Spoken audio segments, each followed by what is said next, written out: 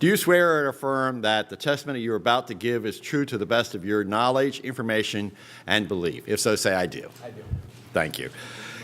We skipped the testimony by our individuals, so we'll go directly to questions. Our first question today, unless the Chairman Bradford, do you have any? Okay. Is Representative Topper. Good morning, or I guess we're afternoon now, since we're starting after lunch. Dr. Greenstein, I appreciate you being here today. I actually did read this cover to cover. Wow. So in case you wondered if anybody did, somebody did anyway. Thank you.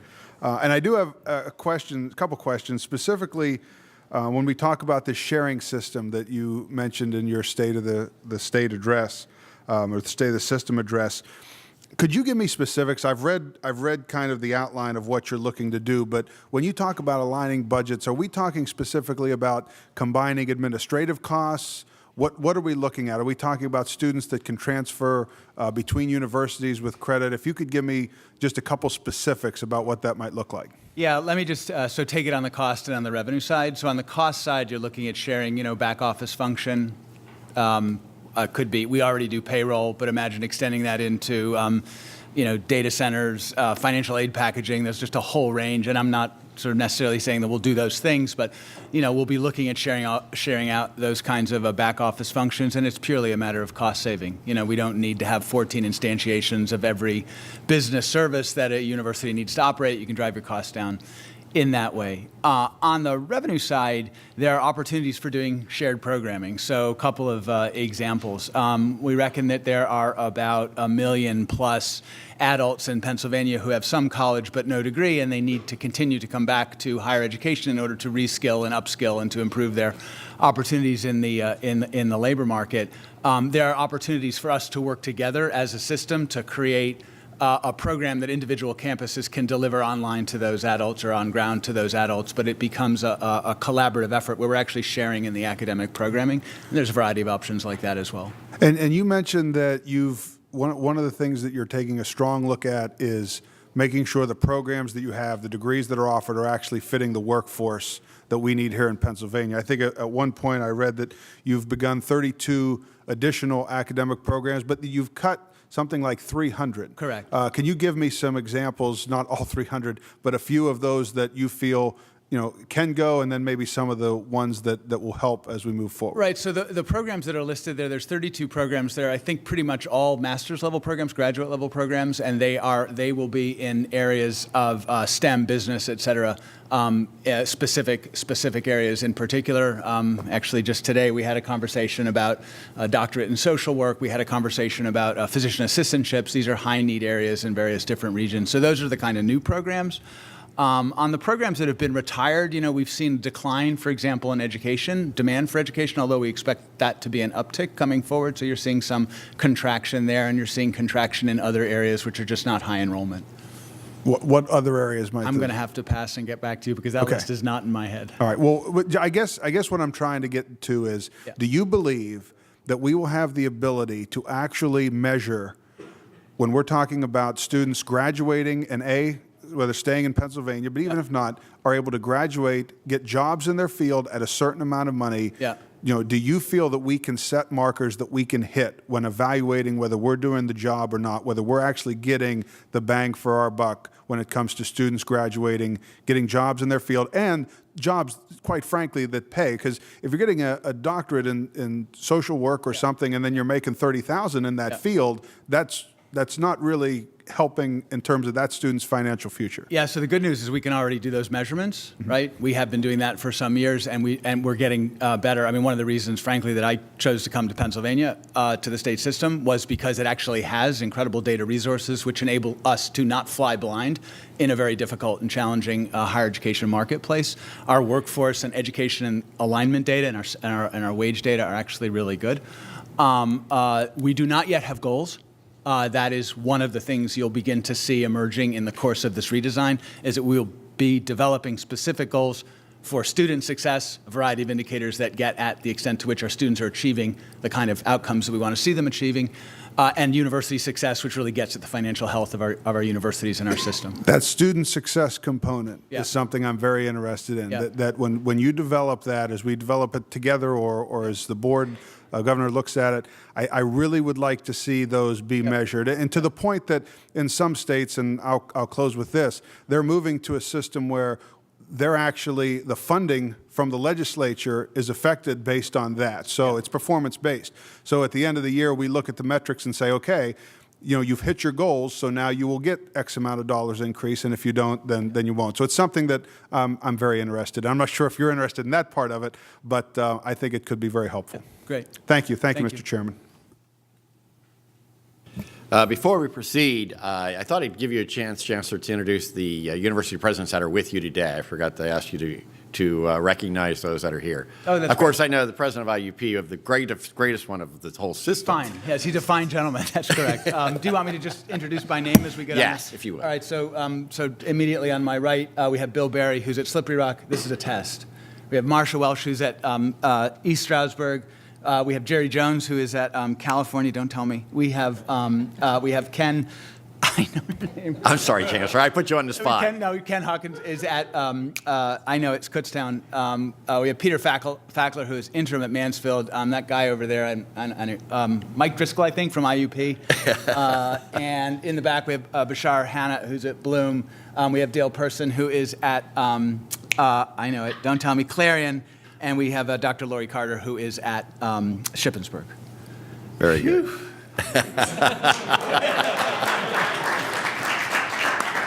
You passed the test. I mean, you were good. I'll tell you. I'm sorry to put you on the spot. Oh, that's good. I needed that. Also, I wanted to recognize our chairman of the House Education Committee, Kurt Sonny, is here with us as well. And also Representative Tom Mert is here, who's chairman of our Aging Committee. With that, we'll move on to Representative Donatucci. Thank you, Mr. Chairman, and welcome, Chancellor. So whenever we have a change in leadership, it's a chance to re-examine things with a fresh perspective. In your first months as Chancellor, what is your view on the greatest strength of the state higher education system, and what do you think are their weaknesses? So our great strengths are really in the quality of the education that we offer. It's really, I've defined it as I talk about it in terms of it's a very high-touch education, a great deal of faculty and student engagement. It's almost like the kind of education you'd find in a liberal arts college, but it's available at a public university price. And we make that available to students, for many of whom would have no other options for a higher education pathway. So that's a really kind of a cool and a beautiful thing, actually, when you see it at the universities. We are increasingly aligning our program with workforce needs. I've been doing that for a while, and I think that's also good. And our campuses are very distinctive. So I see those as three strengths. Our greatest challenges are the challenges of higher education across this country. We're seeing increasing price to students, cost to students, which is challenging them. That's a tough thing to do. We're in a very highly competitive market. Pennsylvania has more higher education than there are high school students to fill the places, and we're seeing a contraction in the high school leaving population. Right, all those things bode poorly for a system which was built in a way to be available to a growing market of students. That causes an enormous amount of financial pressure, and it puts pressure on the nature of our instruction. Okay, so that brings me to the next part of the question, which is that on Monday, the Independent Fiscal Office talked about how demographics are changing in the state. And of course, higher education is one of the areas where changing demographics can really be seen. I mean, there's an 18% less students now than in 2010. Yeah. One school saw an increase, the other saw serious declines. So what ideas hold the most promise for stabilizing enrollment, and what can we, the General Assembly, do to help address this problem? So a couple of things. One of them is on page 10. You'll see the demographic projections going forward. There's a demographic challenge that's coming in 2025. That's nationally. This is Pennsylvania's picture, where a high school leaving population contracts even further. So we're really trying not only to address today's problems, but protect ourselves against that future. And the question again was, what can the Assembly do to help? What can we do to help? So I think there's a couple things. I see this as a partnership between the Pennsylvania state system and the legislature, and actually the state government. I think right now, frankly, I think the burden is on us. We have 3 things that we need to do, and we know we need to do them. One of them is we need to control tuition, right? There is evidence that as tuition goes up, we're beginning to become less available to students that we're set up to actually serve. Chancellor, if you would speak more into the mic. Oh, I think sorry, The yeah, of TV might not be able to pick up your voice. That was the intention. Oh, sorry. So getting control of our costs. Our costs are not aligned with our enrollment. And we have to actually manage, the low enrollment. We have a number of low enrolled universities. They are particularly challenged, and we have to manage that issue. And I think we're on a track to do that. I think you will see progress this year against those things. We have to become more accountable and transparent to the Assembly. And and we have to begin to come accountable towards real outcomes and goals. And I think you should hold us accountable for doing that. At the same time, as we begin to make progress in that direction, I think we would love to be able to come back as part of this partnership and have a number of conversations with the legislature. One of them is about investment in public higher education infrastructure, right? Generally, but also in the Pennsylvania state system. This shared system is not something we can cut our way into. It is a capital reinvestment. And then the second thing is a conversation around legislative and regulatory issues, which basically cost us money. And so I look forward to coming back in October and having a list of here are a number of regulatory and legislative issues that we're challenged by, and here's the ROI of their relaxation, so that we can at least have a conversation of where legislation and regulation is costing us and ultimately our students money. So I see this very much as a partnership, but right now I'd like to think the burden's on us. Okay, I look forward to working with you in the future. Thank you. Thank you. Thank you, Mr. Chairman. Representative Fritz. Much appreciated, Mr. Chairman. Chancellor, thank you for being here this afternoon. Chancellor, citing the system's Fast Facts 2012 through 2016 document shows that during that same time, that snapshot in time, 2012 through 2016, nearly every system school, with the exceptions of Westchester and Slippery Rock, saw a decline in total enrollment. So that naturally prompts a couple of questions. The first being, what explains this decline? And if that declining enrollment trend continues, will the closure of a university be inevitable? So let me go to the causes of the decline. The actual by university enrollment trends are available on page 9 of the submission, 2010 to 2018. Overall, it's 18%. That's larger than the decline in the high school leaving population. The high school leaving population makes up 90% of our students, so it cannot be a product of demographic change in and of itself. I think there's obviously a number of things going on. One of them is we've been through a period of economic strength. The education industry is counter-cyclical. People go into the workforce when the workforce when there are jobs available, and they come back into education, when there's a recession. So I think that's certainly part of it. Yeah, I think price will increasingly play a role, not just at the Pennsylvania state system, but elsewhere across the state, as it becomes more expensive to pursue a higher education. I think all those things are factored in.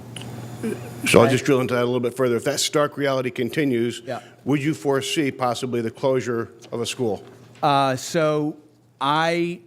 We looked at, we took the RAND and actually the NCHEMS report, but certainly the RAND report very seriously. We evaluated it through a task group that we convened from which this vision of a sharing system emerged.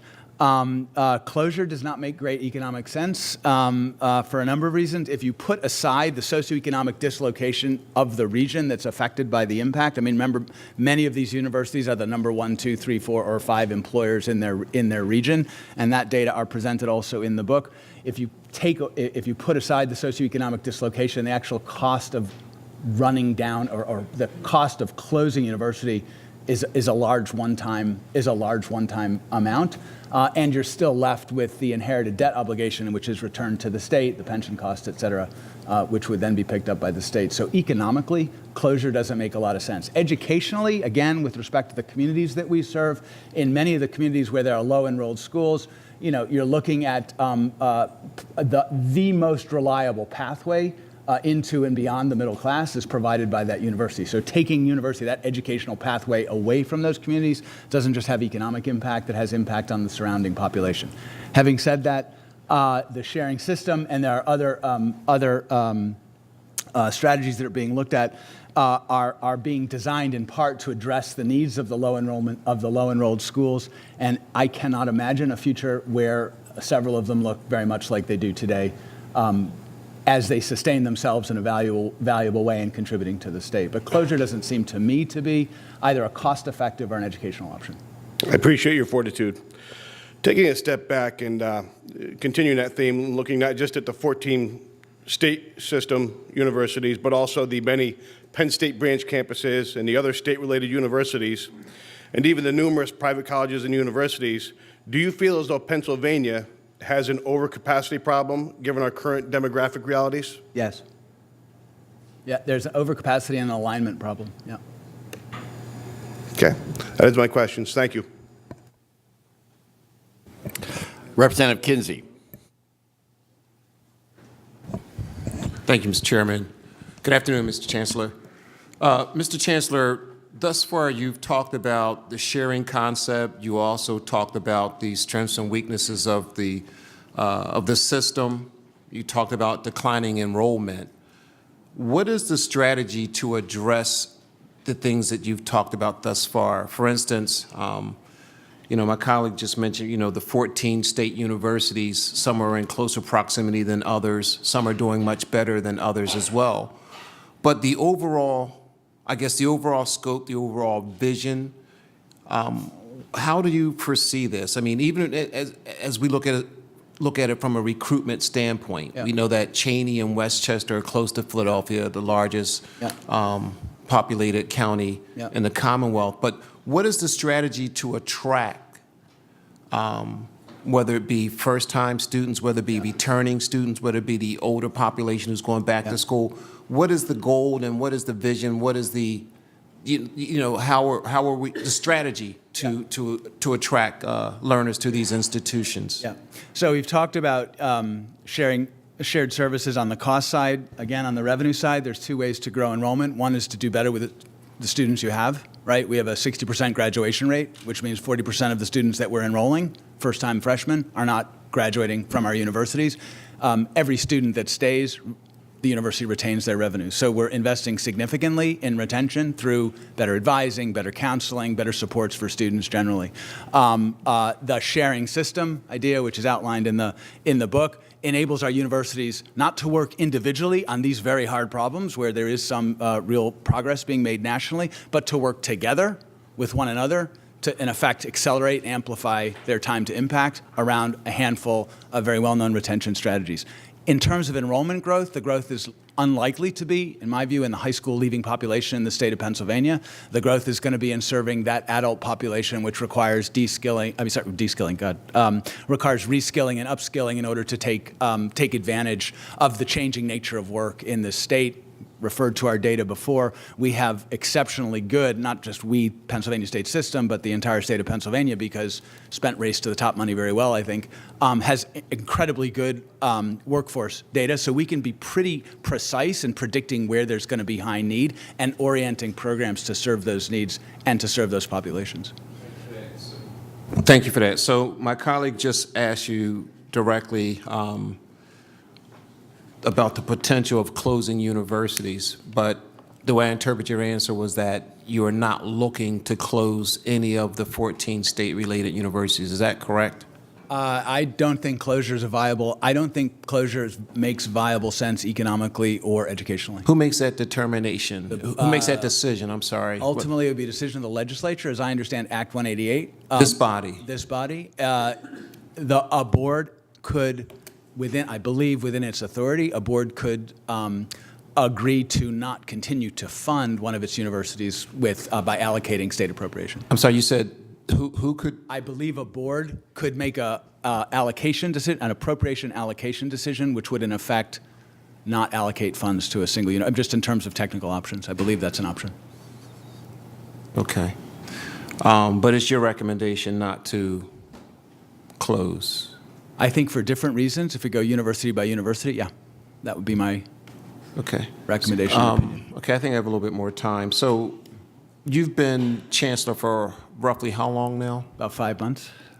5 months. There's not been a huge amount of sleep in that time. Okay, 5 months. Throughout that duration of time, what is in your opinion, I know that there are many issues because you have 14 individual universities, but in your opinion, what is the toughest challenge that you see right now? And I'm asking this question because, again, we know that, some of the universities are doing well. Yeah. I went to Westchester, and Westchester is doing well, not because I went there, but it's doing well. But there are challenges nonetheless throughout the system. So what do you see as... So I mentioned 3 before. I'll add 1. The 3 I mentioned before is we have to deal with tuition. We just can't keep pulling tuition lever as hard as we have been, and that's going to impose significant constraint on our universities and their ability to deliver against their mission. So tuition is 1. We have to get our costs aligned with our enrollments. That's going to require a number of very difficult decisions, and we're going to have to deal with some of our low-enrolled school problems. I mean, those are just those. Sorry, are what was that? Some the of your... dealing with the challenges of our low-enrolled schools. Oh, low-enrolled. Okay. So to the questions that you've been asking, I think one of the biggest issues that we face is that in effect you're looking at universities that are between 120 and 180 years old, and for that duration of that period, they've operated very well independently of one another.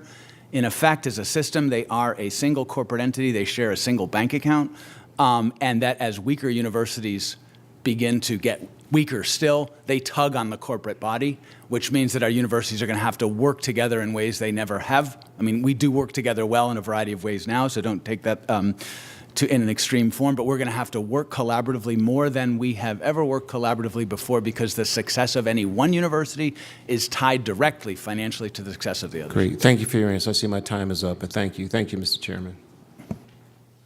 Representative Delosier. Thank you, Mr. Chairman. Thank you, Chancellor, for being here. I'm going down a little bit of the same path that we've kind of talked about already, but within the state system, we're very proud of our state system, and the schools that we have included in there, we understand, as you use the word partnership a lot, understand that partnership between funding and their success, and want our students to be well educated and stay here. So that being said, at this point in time, and looking at the numbers here, we have, as has been mentioned, a falling number of enrollments. We have an increased number of state dollars going to the school for less students. We have less students that we're educating. We have more online classes as well with distance learning. We have many more students starting out in community colleges to cut costs, which is a smart way to go. We have a very strong community college system. As we move through all of this, and we've also had the conversations, and we'll have that again this week with labor and industry, of workforce development and options to college. Not every student is cut out for college. My question directly to you is the fact that when we negotiate the budget, and we've gone up in 5% increase, 3% increase, 2% increase, 3% increase in the last 4 years, one of the negotiation conversations that's had is that the state system will hold equal to give the benefit of the doubt and not raise tuition. Because I hear in my district, here in Cumberland County, the fact that, you need to give the state system an increase so that the in-state tuition will stay the same and I can get those benefits. I'd like to have your perspective on the fact that we, as the state, continue to give funds, and then last year, not over atop the 3%, you also increased tuition by 3% on the parents in Pennsylvania. Yeah, so there's a couple of things. Can I maybe refer to pages 24 and 25, because in effect it establishes context for a lot of the conversation we're having, and please don't take this the wrong way, I'm just presenting the data.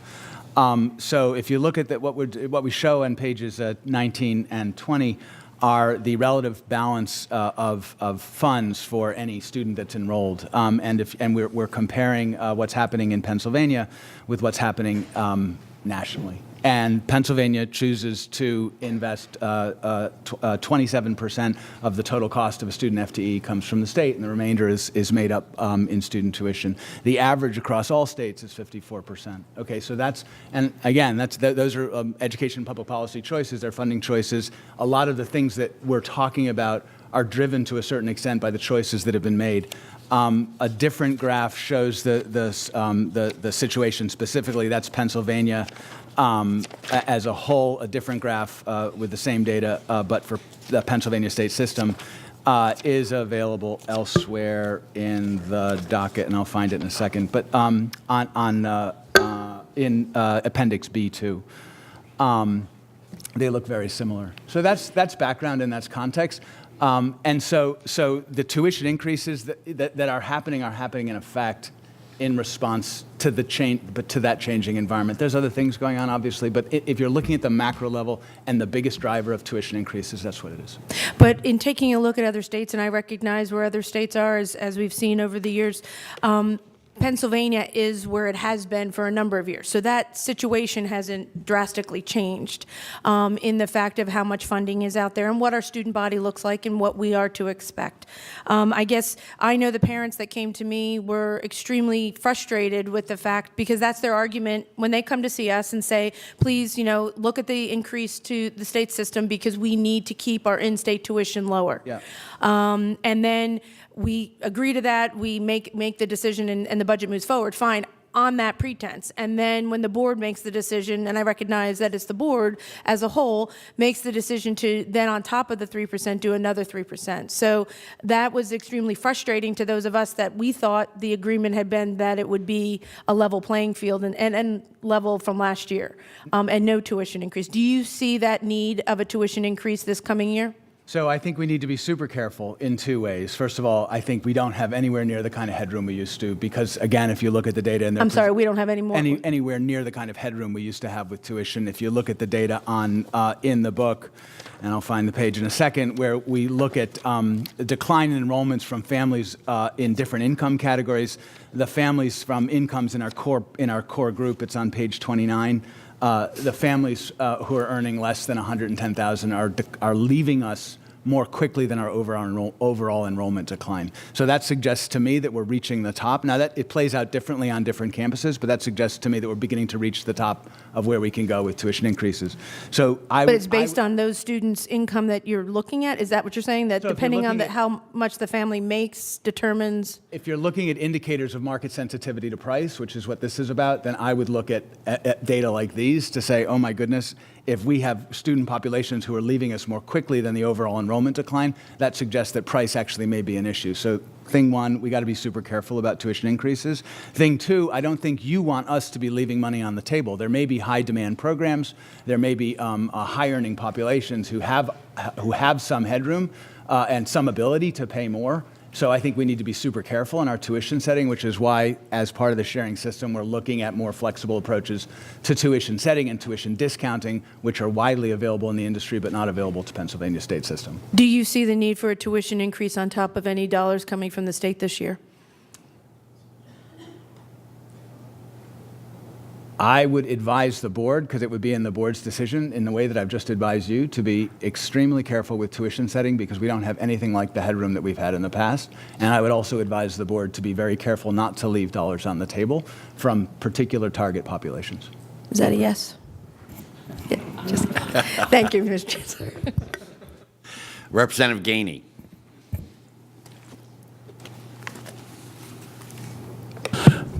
Good afternoon. Thank you for being here. I just have a couple questions. One is on affordability. One of the problems that we've had, particularly in areas like mine, I'm from the city of Pittsburgh, is the fact that you have a lot of kids, particularly when you look at the decrease in enrollment. You have a lot of kids that would like to go to school, but they don't want to take on the heavy debt load. And secondly, the affordability is always a piece. Is there a strategy over the next 10-year period to talk about how we make college, particularly from our state systems, a little affordable for people that may have a difficult time getting into them? Yeah, so I mean, I think there's a number of things. One of them is obviously getting control of our costs is going to be absolutely is going to be critical. I think the partnership we just talked about a moment ago with the state is going to be absolutely critical.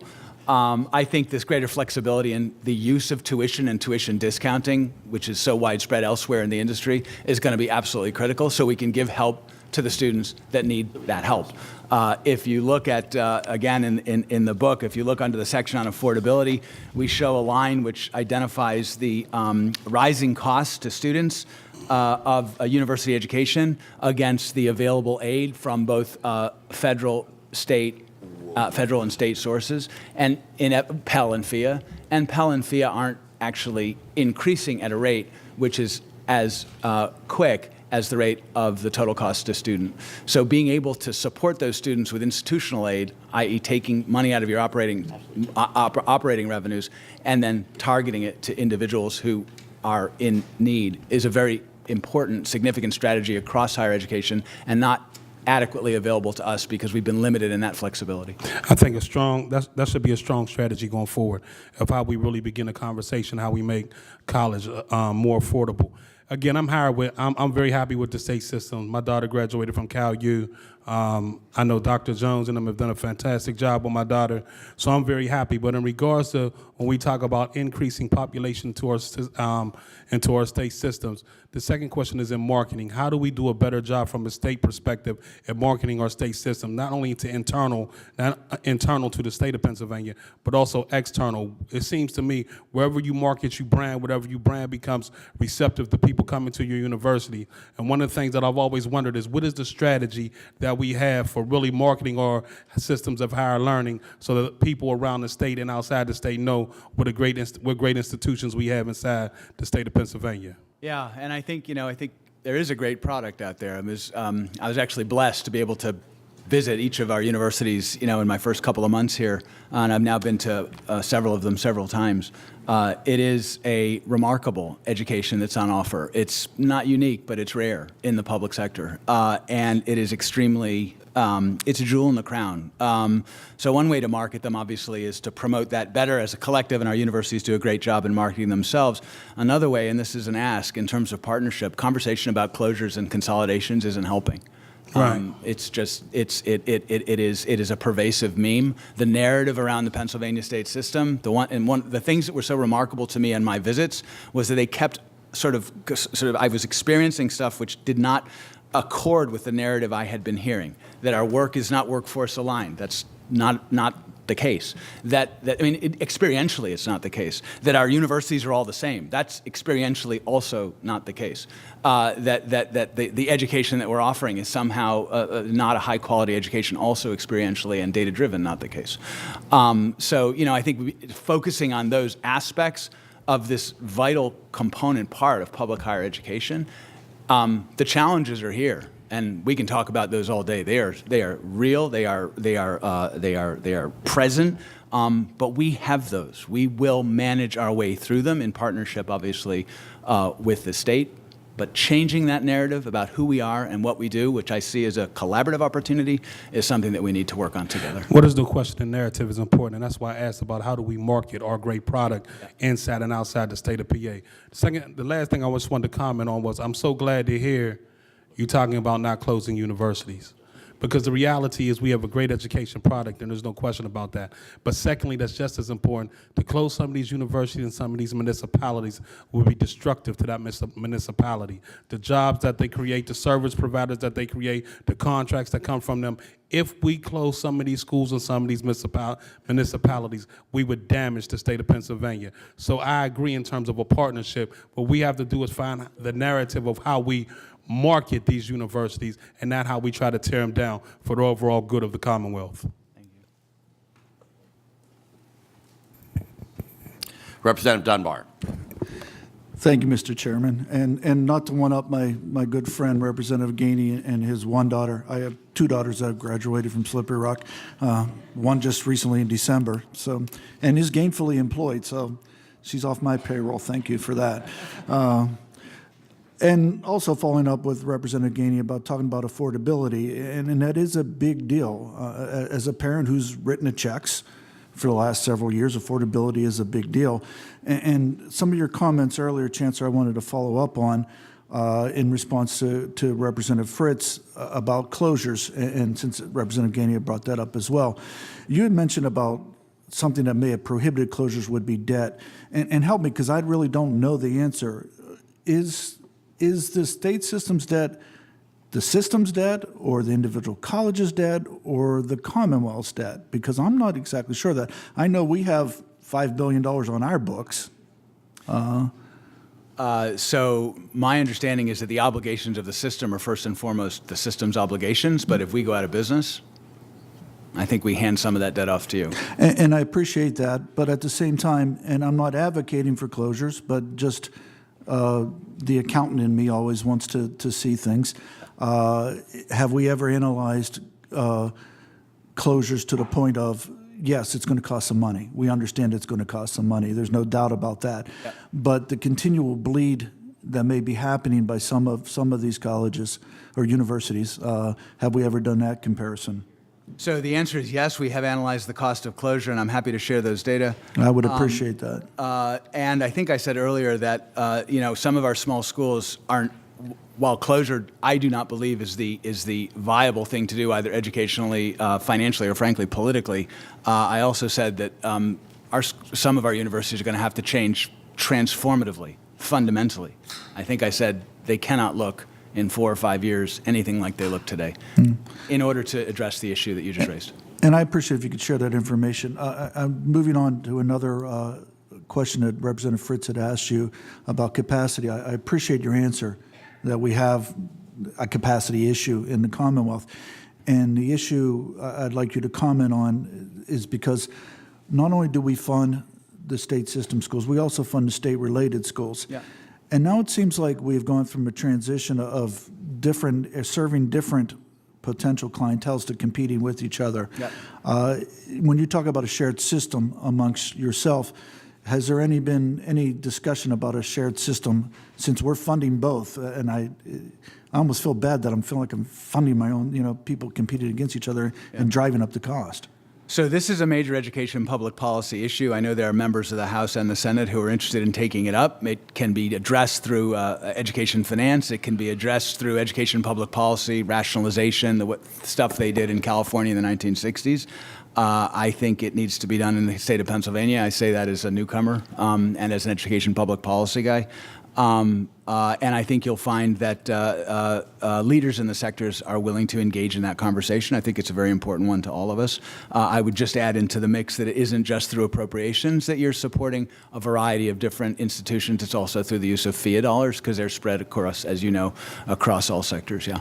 Yeah, and is that the legislative issues you were referring to earlier, legislative changes you would need to see, or? So no, the legislative changes that I was referring to earlier are the ones that would specifically affect the Pennsylvania state system. Okay. There are others that, there are two different conversations. One of them has to do with what I would call master planning for state higher education workforce alignment, which is a multi-sector, cross-sector activity which is designed in effect to align education supply with workforce demand and demographic need.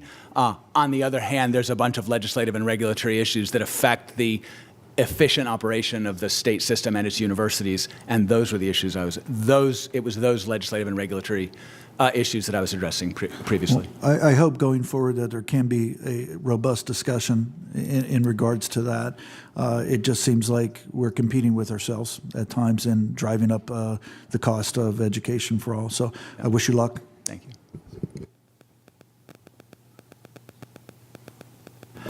Representative Fiedler.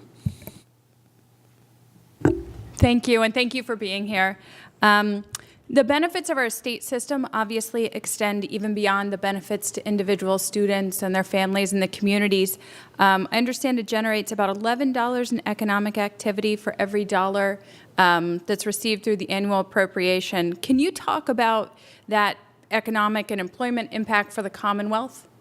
Yeah, sure. It rolls up to $6.7 billion. It's a number that's swirling around in my head, and I hope some of these numbers begin to leak out of my head eventually, so they're not so crowded in there. But which is a huge benefit. It's almost it's real to me. Look, the challenge of workforce development, as I understand it from the data on Pennsylvania, is not actually a challenge of having enough people educated to a post-secondary level. This gentleman raised, it's an issue of alignment. The graduates that we're producing don't have the skills they need in the high demand areas, and of course the work is changing. And so tightening up that alignment is super important. There's other benefits though that come out of higher education, as you know. People in higher education have an 84% wage premium over those. People with a BA degree earn 84% more over the course of their life than someone with a high school degree. So it has salary implications, it has health outcomes tracked directly with higher education, participation in civic events, exposure to unemployment, all those things track directly with educational attainment levels. So there's a variety of benefits. Thank you. I appreciate all those benefits. And I want to also ask you one other thing. Yesterday in this committee, we heard testimony about a possible recession that we could face in the coming years. I think it's troubling to contemplate that, but I think on behalf of our constituents, we need to think about that possibility. And I wondered, based on your past experience and on best practices elsewhere, if you have any thoughts on what we can do as a legislative body to ensure that our state system is prepared to face a possible economic downturn. So this exercise is, I've said it publicly elsewhere, so I'll say it again. Look, we're not tweaking this system. We are fundamentally transforming it. That's where we are. We're not just doing that because we need to in order to address our current circumstances. We're doing that to future-proof the system, not because it's about the system and its universities, but it's about the people of Pennsylvania. It is about continuing to meet the workforce need of this state in an ongoing way, recognizing that the demographics of this state and the needs of its employers are changing rapidly. I've said it publicly elsewhere, I'll say it again. We're really engaged in an operation which is fundamentally changing everything we do in order that we can continue to pursue that same historic mission in a way that's relevant to the 21st century. Thank you. Thank you. Representative Brown.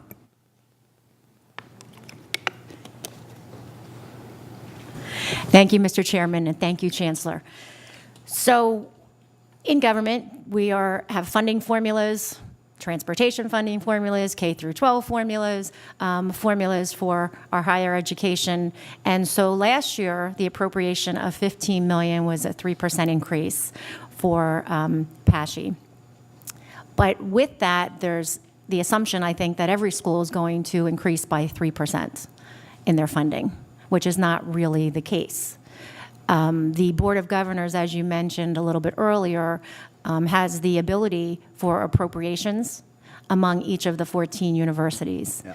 My concern there is I have seen vast inequities as far as that funding formula among our universities, and with the good work that I know you are trying to do in coming in and basically overhauling and trying to really improve our system, I'd like to know what you think about that formula, maybe the facets that create that formula, and also what changes you may be looking at with that formula that I would hope that we would ensure that there is equality among these different universities. So it's interesting, presidents were obviously meeting over the last couple of days for our apparently annual winter retreat, and this is a big issue. It's part of our system redesign.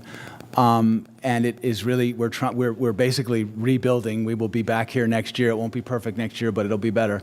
We will be back here next year having gone through a very different internal budgeting process. I'll get to the allocation in a second. It's a budgeting process which is designed to enable us to say, for these amount of dollars, we will expect the following kinds of outcomes, and we will also expect to hold ourselves and have you hold us accountable to those outcomes at that cost.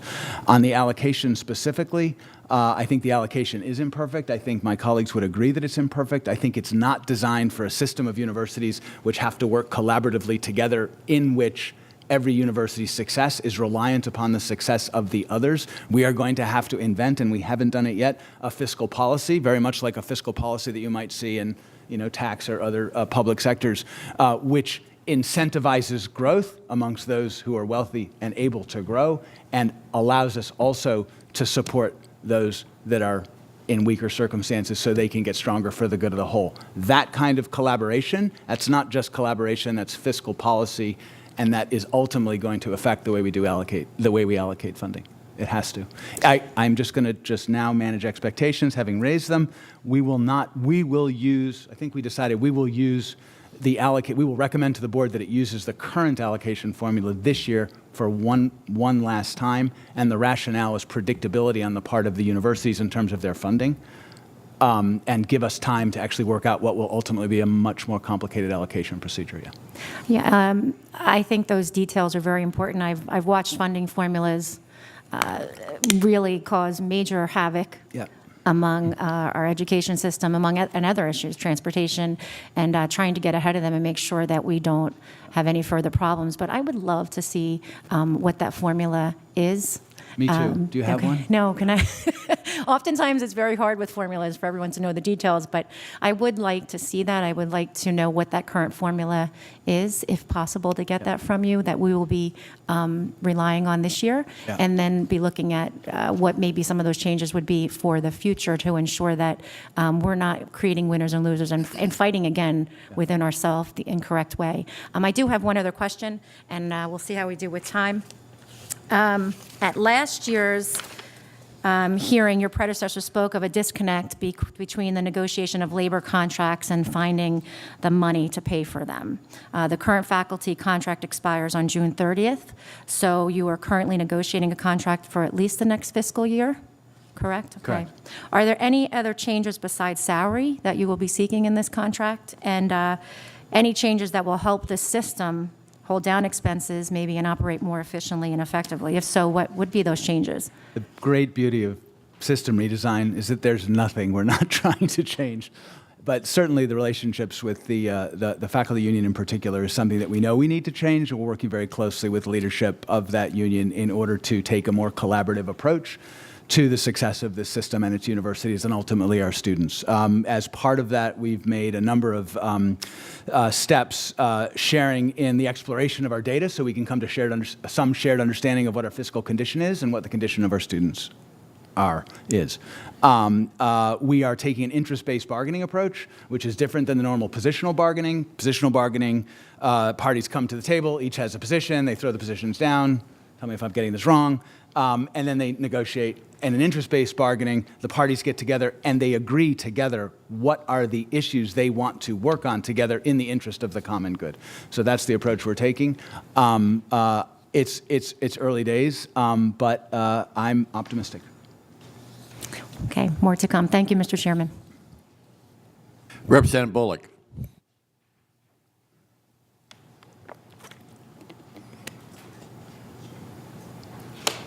Thank you, Chairman. Good afternoon, Chancellor. How are you? I'm good, thanks. Thank you. Great. Welcome to the state system. I had a few questions for you. I would like to just paint a picture of what our state system looks like. Can you share with me, first, I understand that the state system employs about 12,000, a little bit over 12,000 faculty and staff. Across this Commonwealth, is one of the biggest employers in our state. Can you share what that staff looks like? How many minorities do we hire? Women? What is the comparison to last year? And I'm going to ask you a little further question because I really do appreciate the work of our staff. Can you give me any other demographics?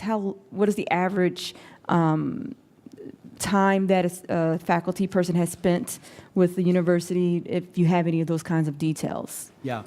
I'm going to have to get back to you on the, I can give you a breakdown of the types of staff, the number of faculty, number of staff. I'm going to have to get back to you on the demographic breakdown. Great. Which we will, two data sources, which will definitely be in front of me next time, but I can also get that information to you. And can you remind me of the other aspect of your question? With the first part in regards to minorities versus women, or in regards I don't to... have the demographic Oh, that breakdown one. of our So my faculty. other question is understanding the dedication that our faculty and staff have to our state system. Yeah. Any demographics around time that they have been with our system, or long, what is the average tenure for faculty and staff, and anything like that? Let me reflect on my experience. So at each one of our universities during my visits, I would do a focus group with faculty and staff, and I would meet with different groups of in different combinations, and I would always go around the room asking people, tell me your name, what do you do, how long you've been here, and then we always did an icebreaker, like if you could be an expert instantly in something, what would it be and why? You know, so just to kind of clear the air. It was remarkable about the longevity of the tenure and the duration of employment. I mean, it's one of the unique aspects of, these are communities. They are communities of dedicated people who have often been in those communities, and like many of you, have had relatives and sons and daughters and aunts and uncles and parents who have also been to that university. It is a unique feeling. Family. That it's a little bit out of the Andy Griffith Show, but in a good way, if I'm giving away my age. And that shows up in the longevity of employment, in the relative dearth of, there's turnover, but relative, absence of turnover and long service and long standing. It is remarkable. And it shows up in particular in the students. When the students will, yes, everybody had a bad experience with somebody, but they don't lead with that. In fact, you have to dig for that. They will lead with the overall experience that they're getting from their faculty, from their advisors, from their the resident hall assistants, from the people who are working with them in student supports, from the administrative staff. It is a community, a great tight knit, and it's under pressure, and that shows up as well in ways which are both, in some ways, profound and sad. Yeah, and I think that's what I was getting at, is that we understand that our faculty, staff, our administrators are all partners in our state system, and that they're dedicated, and I want to thank all of them that are here with you today, that they're dedicated to serving our students, serving the system, and making sure that we get through this sort of hurdle that we're in at this point. And I want to thank them for their service and for their years working with our students. Can you also paint a picture of what our students look like? Any demographics you have around who are the students that are using the state system? How many are first generation college attendees? How many are from Pennsylvania, immediate neighborhoods, any of those things, average age? Yep. So the majority of our students are obviously undergraduate, 85%, 59% of them are women. The vast majority are from Pennsylvania, 88%. According to our alumni survey, the vast majority of them stay in Pennsylvania. About 3/4 of those that are employed are here in Pennsylvania. The vast majority are full-time, come to us directly out of high school. 22% of our students are from minority populations. That's almost reflecting the demographics of the state of Pennsylvania. And there is particular growth, as you'd almost anticipate, in the Hispanic population. We expect that to continue. The vast majority of our students come to us as new freshmen, about 17,000, but we get 6,000 every year in transfers, mostly from the community colleges, but also from other sources. And I could go on. In terms of Pell students, it's about a third. First generation is going to be close to that as well. Thank you. Do you have any numbers on the number of students who are parents? I do not. 10% of our, it doesn't matter, but 10% of ours is a traditionally high school leaving population. 10% of our students are in the adult population. I can get you, can I get those numbers? We can try to get you those numbers. I appreciate that. My time is up. Thank you, Chancellor. Next is Representative Olitt. Over here. Thank you, Chancellor, for coming out today, and I thank you so much for being involved in the process of change. I love your quote in here of not looking to tweak the system, but really fix it and take it on. Thank you for being engaged in our business community in our area as to what Mansfield can do and offer students in our area. I really appreciate that. I just want to ask you a question on the sharing system. What specifically is holding us back, or maybe from making that change right today? Oh, my goodness. Sorry. So let me talk about the things that I expect to come here and talk to you about next time over the course of, and they are things that are not yet in place, but need to be in place. We've already talked about having goals for the system, but also for the individual universities and how the universities contribute to those goals. We will have those goals this time next year. We do not have an internal budget process. We need strategies at the university level and at the system level for achieving those goals. We need budgets that align with those strategies, right? We will begin to have those conversations with you. We will begin to show results around that this time next year. We do not have an accountability framework where we can not only hold ourselves accountable by reporting information, and I think we do routinely, but that we can hold ourselves accountable for the actions and inactions that we're taking in pursuit of those goals, right? What does it mean for us as a system to recognize an institution in a weaker state, to make an investment in that institution? When do we know to double down because it's going well, or it could be a stronger university? Or when do we know, what does a stop loss look like? That's accountability. It's accountability not just to the board and to the legislature, it's accountability of universities to one another in a system where the success of one relies on the success. We'll begin to have those conversations with you, and we will have that structure in place. We need a budget system that supports that, where all of our universities are developing budgets in a way that's comparable, so we can talk about apples and oranges when we're talking about money. We will have that budget, not by October, but hopefully by February. And then the allocation formula that drives it. So there's a lot of pieces that need to be put in place, basic enterprise management tools that you would expect to see in a $2.3 billion enterprise, which simply aren't yet in place. And then, as we're doing that, we can go deep and build out the infrastructure that's necessary to support the sharing system. Great. I really love the idea, and would look to talk more about it. In that system, in this sharing system, I'm just curious, would a student, say a student at Mansfield University, what percentage would that student take in classroom versus potentially online? Would it be, could we see these students taking more than 50% of their classes online and less than 50% in classroom? So it's really interesting. So first thing is that about 47% of our students currently take at least one course online, which is actually high. The national average is about a third. So we're already creeping up, and that's good. I mean, it gives students more options. It makes us more available to working students and working adults.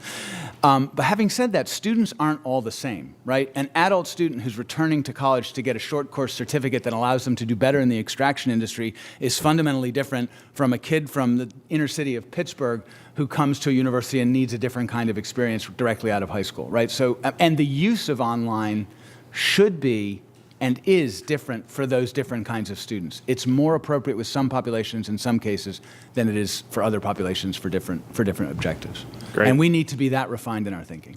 Great. Totally different subject. With the general appropriations and the educational, about $65 million per year is in capital funding from the Commonwealth. How do you prioritize projects with that money? And can you walk us through the process of how that goes and help us understand that a little bit? I can, and the number has gone up to 70, I think, annually, so thank you very much for that increment. The process is one where, need is taken in from all of the universities, and then funds are allocated on the basis of, it's kind of a mix of need and urgency, and also probably an element of, who's next. This is something, again, as part of the allocation formula that we will need to address. How do we strategically allocate capital and other kinds of dollars in order to achieve system objectives? It may be, for a period of time, more appropriate to funnel more money into universities X, Y, and Z in order to achieve critical system-wide objectives, which may have to do with student success or university financial health, and to dial back in other places. So again, this strategic use of funding, which is outcomes-driven, and there's accountability put in place in order to report and react accordingly, is going to be a part of our future. I realize I'm out of time, but I have one real quick question for you. Besides Mansfield, which school has the best food? Second to Mansfield, who has the best food? The best food? Oh, it's so funny because every time I've eaten on a university campus, it is exceptionally good at every single one. That was safe. Good. Thank you. Representative, I'll answer that for you. IUP.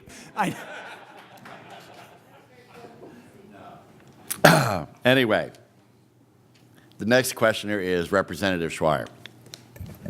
Thank you, Mr. Chairman. Chancellor, welcome. One of the benefits to serving on the Appropriations Committee for more than 1 year is having a little bit of history. And for the last 3 or 4 years during these appropriations hearings, I've asked you and your two predecessors sort of the same question about what are you doing to try to attract and retain urban kids, particularly those urban kids who don't necessarily look like me. And sort of famously, for in the perspective of people who sit and watch Pennsylvania House budget hearings, there was an announcement last year or 2 years ago, they all sort of blend together, about a $1.5 million initiative from one of your universities specifically to target Hispanic and Latino kids. The reward for that $1.5 million next announcement, or whatever the dollar figure was, is that your total enrollment of new kids joining your system who are Latino has dropped from 1,130, which is pathetically low on your best year, to 985 kids in the entire Commonwealth of Pennsylvania who cite as their heritage and their lineage, according to your numbers here, as Latino or Hispanic in your entire system. Yeah. Whatever you're doing, it is woefully inadequate. It is shameful, and it needs to improve. Now, our African American kids, by your own numbers, you had 1,865 across the entire Commonwealth, and that includes one of your 14 universities being a historically black college. So, a couple things. Let me take your first question, which had to do with what are we doing. So, obviously, reaching into schools, into community colleges, into communities, doing all the normal things, putting in place and strengthening the obvious pipelines, working deeply within communities, whether it's through churches or neighborhoods or whatever.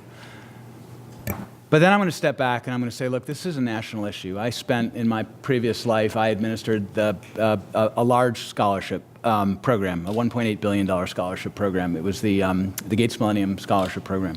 And it was in service to African Americans, Hispanics, Native Americans, and I knew I was going to screw this up, Asian Pacific Islanders. And in these communities, you're talking often about building college-going culture, which doesn't exist. Right? It is, and I agree with you. It's a national problem. You could even argue it's a disgrace. Frankly, it's an economic problem because unless we do better by those students, we will not meet our workforce development needs either in this state or in this nation. So it has urgency whether you're interested from an equity point of view or from a workforce development point of view. But it's not like you can just turn the switch and create a college-going culture where one doesn't exist, right? So it's a partnership between universities, between schools, between communities, and with the legislature and other constituencies. So I agree with you. This is a challenge. I frankly don't believe, and one of the reasons I came here, our data are shameful. Our data are actually pretty good. If you look at the attainment gaps that we've registered, and we're registering the closure and attainment gaps that we've achieved with minority populations over the worst 10 years that are known in higher education, I would ask the question differently, which is, how can you guys actually continue to return those results in an era of such financial hardship? So I don't disagree with you that there's a great deal more to do on the equity front. There's a great deal more to do on the equity front, but we're talking about, major structural difficulties that the state and the nation are facing, and those difficulties are not uniquely or exclusively going to be handled by any university or higher education. So I would argue we're doing pretty well. There's a lot more that we can and should do. 985 kids that are Hispanic across the Commonwealth of Pennsylvania chose your 14 universities. I'm sorry. I just fundamentally disagree that is somehow a positive indicator. 900 new students? 985 according to Appendix A6 of your own chart that you gave Correct. us. Those are freshmen. Freshmen. That's correct. That's correct. Multiplied by 4 or 5. Okay. Still not good enough. I don't disagree. I represent a school district of 17,000 kids. 90% of them are kids of color. And how many are going to college? Couple thousand. Yeah. And I have, as a member of the Appropriations Committee, as a third-term member of the legislature, one of 253 overall votes to fund your universities, and I am not seeing any investment in at least my urban core, the urban core I represent, in terms of any kind of real outreach. And I've been asking, begging, pleading for some kind of effort from your 14 universities for the last 3 years on this committee. Whatever your collective efforts are, they are not good enough in our urban core and our urban core of kids of color. And I'm thrilled to hear that you're looking at the entire system from a completely different perspective. I'm thrilled to, in fact, frankly, and I'm going to be perfectly candid, this is the first time I'm hearing anything from Pashi as a supporter of higher education. This is the first time I'm hearing from Pashi an overall desire to change the way you're doing things.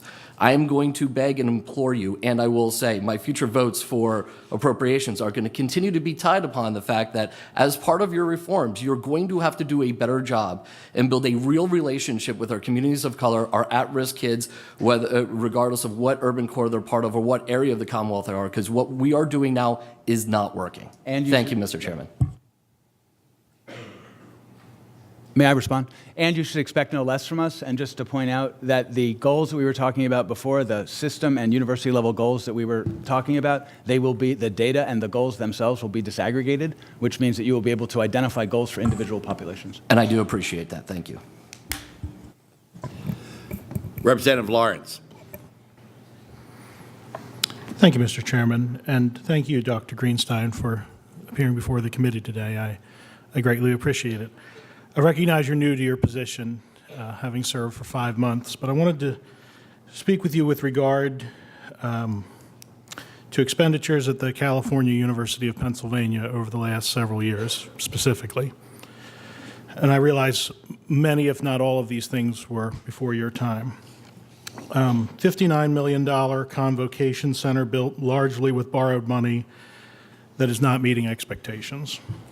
$12 million new parking garage, 6 years old, closed for the last 3 years due to substandard construction, a loss of at least $500,000 in revenue to the university.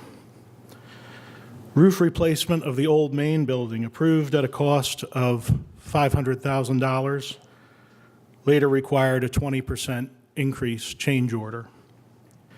$800,000 renovation of the President's Home, $750,000 softball field. Fiscal year 2017-18 required a 20% drawdown of the reserve fund just to make payroll. My understanding is the most recent fiscal year resulted in a $478,000 surplus. But according to press releases, the surplus is being used to fund new initiatives, not to repay any of these previously incurred expenses. This is at a university where enrollment has dropped 20% since 2010, and a university that has over $150 million in total debt and serves less than 7,500 students. My question to you, Dr. Greenstein, is do you believe this track record of expenditures is problematic? So a couple things. I believe the financial condition of the university right now is something that needs to be addressed, not as a matter of casual inquiry, but as a matter of some urgency and haste. Thing two, in a sharing system, where universities individually, their success is reliant on the success of one another, the budgeting practices and allocation practices and tuition policy setting practices that we're talking about are done in camera with a group of presidents and their leadership teams in advance even of a board action, looking at each other's strategies and budgets on the one hand and their dashboard of financial results and student outcomes on the other, and asking one another tough questions, exactly the kinds of questions that you're asking me.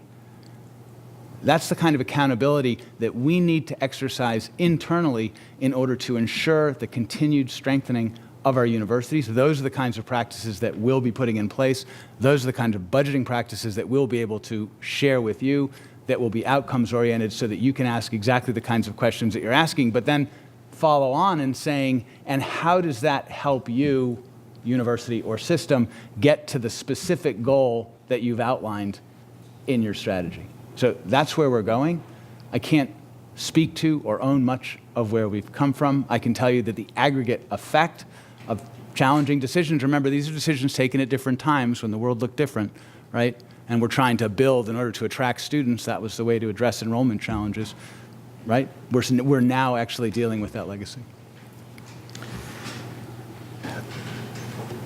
Let me ask you this question. Do you believe additional oversight of the California University of Pennsylvania's board is required? I believe that a higher level of internal accountability is required for the Pennsylvania state system and its universities. What form would you suggest that takes? So aligning our budget practices so that they're goal-oriented, involving in a very transparent process amongst our university leadership so that they can advise and support one another and advise the board in terms of how money is allocated and tuition dollars spent, full transparency and reporting to the state, not just in terms of here's a budget, cost to carry budget for next year, which is what we've typically done, but here's a budget and here are the outcomes that you can expect from it.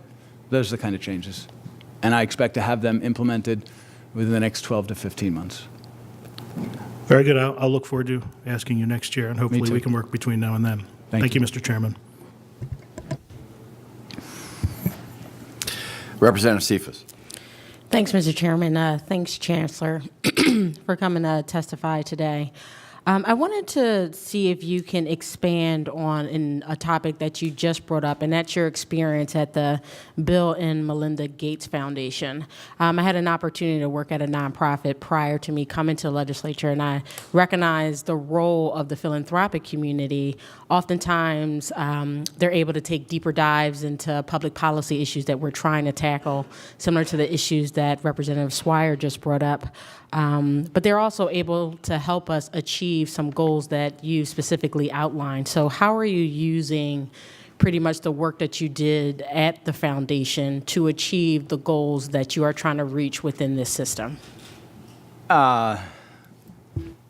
So I bring perspective on, education, public policy, strategy, techniques. I can ring people up. Some of them still call me back. Those are all very valuable. What's really been very interesting to me, quite honestly, is that engaging with my colleagues here in something that you don't see from the philanthropic world, and that is the challenges of change management are deeply cultural and they're deeply emotional. And the philanthropic world doesn't really engage in that kind of change management practice. They tend to be, it's certainly the Gates Foundation, they're much more kind of, technocratically driven. So it's a great opportunity to sort of integrate the stuff which comes out of philanthropy, with the stuff that real change is made of. Now, how are you specifically leveraging your relationships with the philanthropic community with improving this system? Some of you said some still call you back, so if Bill is still calling you back, tell him we need an investment. That is, he's got a lot of asks, I'm told, right? Yeah, no, I appreciate that. As with other philanthropic work, it's really important to to ensure that the work you're doing is aligned with the work that the philanthropy wants to move forward. That alignment may or may not come with the Bill and Melinda Gates Foundation specifically, but there are other foundations that are very interested in the kinds of work that we're doing here. I mean, to be perfectly honest, I think I said it in my letter in the advance of the book. Look, the challenges that we're facing here in Pennsylvania, they're not unique. They're just super acute. They're as acute, more acute than they are really pretty much anywhere. So a lot of folks are watching, and there's a lot of interest in what we're doing because win, lose, or draw, there's going to be a lot of lessons learned. And, that itself, I mean, it sounds a little weird, but it's actually a leverageable asset. And I expect to leverage that extensively. Great. My next question is in reference to high priority occupations. Yeah. When you have an uptick of older adults returning to our post-secondary institutions and to this system to either skill up or get advanced certifications so it makes them more marketable. How are you, have you begun or begin to bring in programs that offer certificate programs or 2-year degrees so individuals, if they are interested in, again, getting more credentials, are able to use that as an option versus getting a 4-year degree or? So we have some of that. We have 2,000. I think we offered last year. We produced 2,000 AA degrees and 400 or 500 certificates. But certainly in the certificate space and maybe in the AA space, the certificate space certainly is a growth area, and it requires us to work closely with industry. Industry will often say, we need workers will show up. It's hard to build an educational program around that, but there are ways to work with industry to identify the specific competencies that their employees need, in particular high-demand verticals. And as you identify those competencies, then you can really begin to build educational programs around them, whether they're short course or long course, degree form or certificate.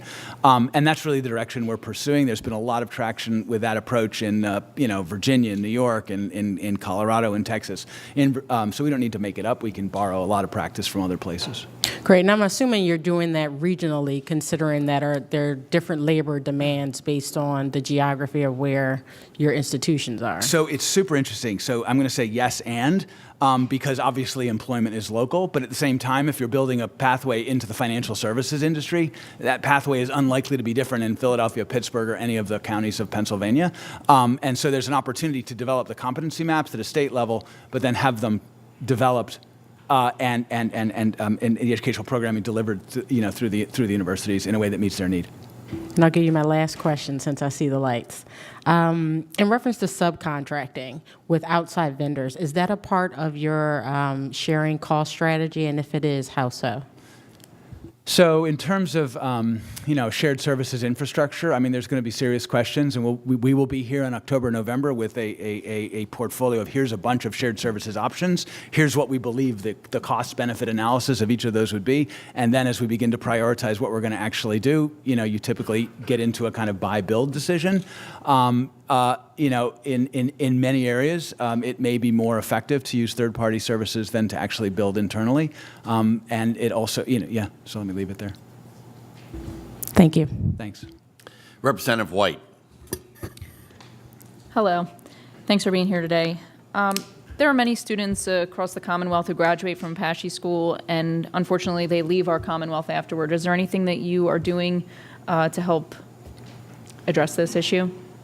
Yeah, so first of all, at least according to our alumni survey, the most recent one, of our graduates at 20% response rate, 98% were, working or in graduate school or in the military. 88% were working in the field where they studied, and almost 3/4 were actually in the state of Pennsylvania. So that's actually super high. So I guess a period paragraph. I do think that as we begin to develop some of those even more workforce-aligned short course certificate programming, you'll see that number tick up. Yeah. So this is probably going to be a little bit different than some of the other line of questioning that you've experienced today. And it's more going to be along the lines of the management style that you've taken, because I think it's important. I'm curious to know if the various presidents of these schools see themselves in competition with one another. And does that make it more challenging? Because I think everyone in this room wants to see improvements for our school students across the Commonwealth. But unfortunately, when you have that kind of an environment, it makes your job more challenging. So is there a way that you are facilitating a culture of teammates and trying to make sure everybody knows that they're working on the same team for the betterment of our students? So I think it's probably one of the biggest challenges I have, frankly, as a leader, is to set that table and to invite that discussion. My colleagues will tell you that I did spare them my Henry V, St. Crispin's Day speech, gentlemen of England now abed kind of thing. But it is absolutely critical, and it's a journey, because for decades we were engaged to compete. We hired CEOs to build and compete. And, the journey that we have taken with my colleagues over the last several months, where we've gotten our arms around our financial interdependence, has been an emotional one. And it is one which is going to require leadership support at all levels. Can you just share with us how frequently you have group conversations, meetings, that sort of thing? We meet once a month. I was delighted at the board meeting when the Commission of Presidents, the chair of the Commission of Presidents, who is the president from Indiana University of Pennsylvania, a fine university, as are they all, reported to the board that the presidents were eager to meet even more around the system redesign. We check in pretty regularly. And do you discuss shared best practices, et cetera? Yeah, I mean, again, moving towards a sharing system is something which is going to have to happen at speed, deliberately, and with intention. And sharing best practices is a way to accelerate and amplify time to impact, right? So, of course. And so, over the next year, you basically told us that all of the goals that you're going to come up with, I assume you're coming up with them together, and how you're going to be able to implement them. What are you doing over the course of this year to make sure that there is still accountability amongst all of these institutions? So we are putting in place an accountability platform, and then we're aligning our performance management systems to it. In the meantime, we are working with the goals that the university presidents have had It is a 1 year. We're in a transition year. I have spoken with each of the presidents when I got here and then again in December, and I'll do it again at the end of the performance year, which is fiscal, so in May, June. And we've agreed that they have seen my goals, and we have linked up where their goals that they had before I got here and the ones that that we will use the systems that are now in place for the current year, and then we will make a shift as we begin to develop concrete, measurable outcomes. Many of the goals that the presidents will produce, and certainly mine, will align to those outcomes. Okay, and then just as a final question, during your meetings, are there certain things that you want to see during those meetings, like a budget, cost, or I would say, how they're improving efficiencies in their own institutions, as well as, the improvement of student outcomes? Yeah. Are those things that you talk about every meeting, or what do your meetings look like? Yeah, so we are moving to an environment where, as I explained before, we will be routinely looking at the strategies that universities are putting in place in order to achieve the goals that they have agreed with the state system. We will look at the budgets that have aligned with those strategies, and we'll look at their dashboard reporting that shows how they're doing. And we will have those conversations in a 360-degree way, because their accountability to the board through me, super important, but in an interdependent system where the success of any one university relies upon the success of each other, their accountability to one another is as important. Very good. Thank you very much. Representative Kruger. Thank you, Mr. Chairman, and thank you, Chancellor, for joining us here today. So I wanted to make sure that I heard something correctly. You said earlier when you were talking about budget and state investment that Pennsylvania invests about 27% of the cost of higher education, and the average, when you look at other states, is 54%. Did I hear that correctly? You did. So compared to the rest of the country, we're doing about half. Is that correct? You're doing about half, and we are 48th nationally. 48th in the country. Yeah. Okay. And unfortunately, this is not the only area of education funding where Pennsylvania is at the bottom of the list. When you look at K-12 education funding, we're also very lowly ranked when you look at the rest of the country. And I believe that budgets are a statement of priorities. So when we look at the budget proposals that we're evaluating over the course of these hearings and what we'll wind up voting on in June, how we vote and where we put our money shows what Pennsylvania believes should be the highest priority. And I personally believe that education across the board should be a significant investment for Pennsylvania. So I had another question for you. On page 29, you referred us to a table earlier that showed that that enrollment from low and middle income families is declining faster than overall enrollment. And when you look at the list, basically the higher the family income, the greater the percentage of students who are enrolling in these universities, and the lower the income, the more it's declining. I mean, it's almost an exact corollary on family income. Yeah.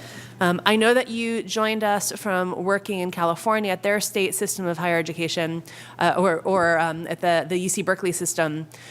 What are other states doing to make sure that low and middle income families can access the higher education they need to get themselves on a good career path? So there, there's a higher rate of funding in California. I wouldn't. What percentage is in California?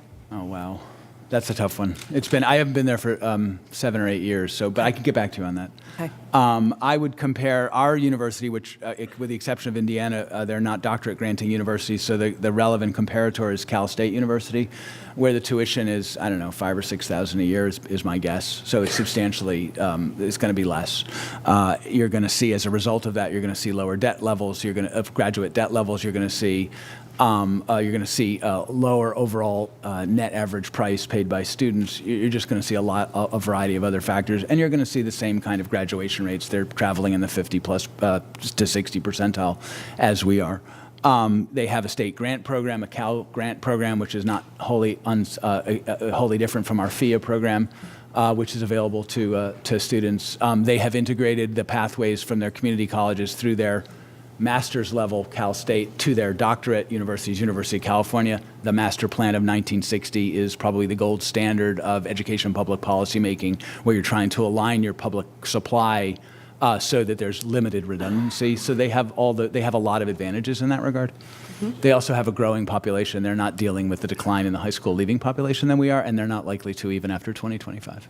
And is that because of overall population demographic changes? It's one of the rare states that's not going to be as impacted by the 2025 decline, yeah. Okay. Well, 48th in the country is not good enough for me. I hope that's something we can work together to change, and thanks so much for joining us here today. I can't do Iowa, just saying. Okay. Representative Struzzi. Thank you, Mr. Chairman. Good afternoon, Chancellor. And I want to thank the various presidents from the universities around the state who are here today, particularly Dr. Driscoll from Indiana University of Pennsylvania, which is in my district. And I would be remiss if I didn't say, one, go Hawks. There is competition in a good way amongst the universities, I would add. As was mentioned earlier, the universities within our communities are significant economic drivers. They are the top employer for Indiana County, and we truly appreciate that. I think we can all value that and build upon that. But my concern, and you mentioned the online courses. I know they were mentioned briefly earlier. My concern, as we see the shift to millennial learners, the more on-screen learners, what does that do in your eyes, Chancellor, to having students actually on campus, using the facilities, and again, contributing to our local economies? I know that that's not your business, but it does concern me because I see that transition continuing and more students simply learning from home. I can understand how that would increase enrollment, but again, your view on that and what we can do to perhaps balance online learning with in-classroom learning. Yeah, I mean, again, I referred to it earlier, not all students are the same, right? And some students really need and benefit enormously from a very high-touch on-campus experience. Some students can't. I mean, if you're a working adult and you've got a family and you're working a full-time job, that option to attend university, 9 to 5 or even in the evening is not possible. People who are living in remote rural communities, it's also not possible. So there's a variety of student groups for whom online makes a huge difference, and they're actually net new largely. They're not. It's not like you're going to cannibalize the on-the-ground existing population. And the data that I've seen from places like Georgia Tech, where they are running online and face-to-face programs side by side, if you look at the enrollments and the distribution of students through both, they're clearly not cannibalizing. There's a very modest amount of overlap. Where you're talking about the on-campus population, the availability of online courses introduces a degree of flexibility to take courses you might not otherwise have access to or have time to take. You can take them in summer. You can get potentially through your degree much more quickly, which saves you money. So there's a lot of affordances even for the on-campus population. But frankly, I don't see either here or pretty much anywhere else in the country how online is going to encroach on the communitarian nature of and the economy that's generated by students living and being on campus. That would be my professional opinion. Good, thank you. I also want to appreciate your visionary leadership. I know that you came out to Indiana, Pennsylvania, and other communities and shared your vision for the state system. And I think what we've heard today is, we want to see the system succeed. We want to see it strengthened. We want to make sure that all the universities stay as they are and improve and grow. But my question, and it was in both of the reports that we've had the chance to review, is that there are certain impediments, I think, and I'm asking for your opinion on this, some impediments that will prevent you from having your vision realized. And just to be specific, it mentioned the Board of Governors and the lack of agility to turn a ship this large, or the will to turn a ship this large. So, what's your view on the impediments? What can we do as a legislature to help you overcome those impediments? So the biggest challenge I think that the board is going to face, look, Pennsylvania said it before, so we're facing an interesting array of challenges. They didn't just happen overnight. This is years in the making, decades really in the making. My theory of the case is that the reason we are where we are is because of the political nature of decision making, not just sort of legislature, board, et cetera, but it happens right down to the tough decisions are hard to make, right? And they're hard to make and they're deeply felt emotionally because you serve the people of Indiana, and that surround, and others have spoken for other universities that are here, and those are deeply emotional ties that are reflected in the communitarian nature of the education that we offer. And yet we are going to have to still take those tough decisions, which means that when those tough decisions happen, we're going to have to collectively exercise the discipline that we don't always exercise picking up the phone and changing the nature of the conversation, making that decision impossible to take. And we're facing a bunch this year. We're talking about tuition. We're talking about low enrollment schools, right? We're talking about getting our costs controlled. That's going to require an enormous amount of discipline so that the board can take the actions that the board needs to take, that the leaders of the university can take the actions that the leaders of the university can take in order to begin to address the situation that we're in. That's my, yeah. Just to get to the hard question, though, do you think there's a need to change the structure of the Board of Governors, to streamline, to minimize the amount of authority that they have? I know it's a tough question, but I think it needs to be posed. You know, I remember a provost of mine telling me it's never the structure, it's never the organization, it's the people in it. And I don't know, maybe that's relevant. You know, what are our expectations? Do we have an expectation that leading members of the community, political figures, whoever they may be, should be able to have, direct access to a decision that the board needs to take and to try to, is that the structure of the board is fine as long, in my view, as long as our expectations are that the board is given the autonomy that it needs to take the hard decisions that it needs to take, and it itself is held accountable to and by the state. If that's not possible, obviously there's different ways that one can adjust the structure, but my guess is that's probably pretty hard, and I'd rather sort of rely, we were talking a moment ago about culture change, and I would rather rely on the culture change. I think that's probably easier than the legislative-driven restructuring. Just a guess. Okay, thank you. Representative Kim. Over here, Chancellor. Hi. Thanks again for being here. Being so late in the questioning process, most of my questions have been answered. So I just wanted to maybe make more of a comment. I read those independent reports, the consultant reports, and they were dismal. I mean, the words dysfunctional were used, silos, competitive. So it's just so refreshing to see your leadership and vision. You've only been here for 5 months, but I'm excited to see what comes after. In your letter to us, you were talking about a timeline, and I see this as a gushing chest wound, and I'm glad you're not talking about tweaks, but things that are transformational, because that's what we need from being a dinosaur. Do you have that timeline? You said let's be accountable. Can we see the plan? You've given us some snapshots of it. And what is your timeline in terms of trying to right the ship? So, again, I think the things you can expect to see in this year, some of the basic business apparatus put in place, the outcomes, the strategies, the goals, the budgets, right? You've got to have that stuff. Then you've got to have the accountability framework, and you've got to have the budget mechanisms that allow you to operate according to those strategies and get to those goals. We're going to have a list of the shared services opportunities and the cost savings that are available from them and the costs of getting those savings. We'll have early indications of the kind of academic programming that we can do together in order to shift the needle. So we'll have a lot of that material already. We already mentioned we'll have a reasonable analysis of the legislative and regulatory adjustments that would potentially save us money. I think we can expect all of those things, within this financial year within this calendar year into the first quarter of the next one. Then you move into a pretty aggressive execution. But honestly, this is not a year's exercise. This is the economic recovery of Pittsburgh. This is a major public policy transformation. This has not been done at this scale, to my knowledge, in higher education in this country. So we know what the piece part looked like. I'm not sure anyone's tried to put them all together and drive this quickly with this much, challenge that we're facing. So we will have that timeline for you. I think there's a graphic, I think it's in the book, which shows kind of where we are now in the timeline. We're still in that what does implementation look like phase. It's a frustrating phase. By this time next year, you will have a pretty detailed execution phase, an execution map, and the kind of ROI that we would expect to see from it. Okay, my last question is, obviously education is the core. You guys have to, that's our expertise and that's our product.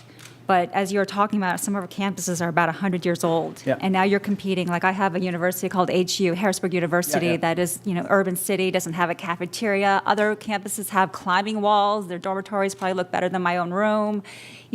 How do we compete with that in getting students in with old campuses? So I think we have to be clear about who we are for whom. Who are our students? What do they need? What can we give them? How can we build on our core competencies, and how can we stretch those core competencies into new areas? We spent a lot of time today talking about restructuring the organizational and business practice of the universities and the system. We haven't talked a lot about the change in the nature of education, educational delivery, which is going to be required to meet the needs of the Gen Z or wherever we are student, and to meet the needs of the next generation of employers in this state. That itself is another transformation that happens more in the classroom and in the student supports.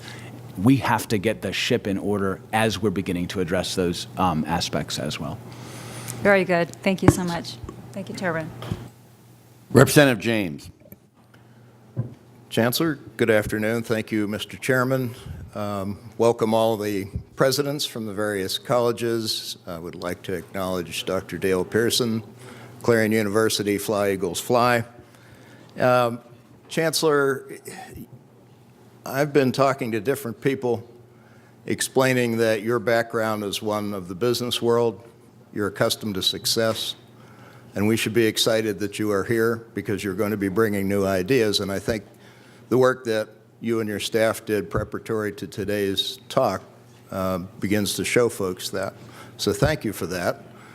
I think the system was formed in 1983, so it's 36 years old, and it's a different day. The environment is quite different, and I think that's what caused the request for a couple of formal studies, the NCHEM study and the RAND study, at a rather stunning cost.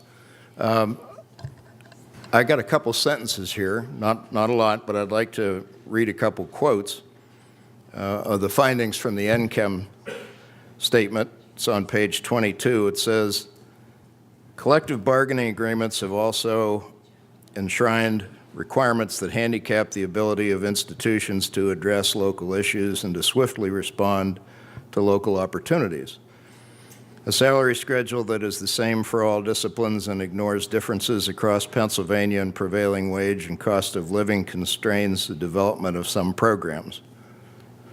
And the other sentence is, the real policy document under which the state system is led and managed is the APSCOF collective bargaining agreement.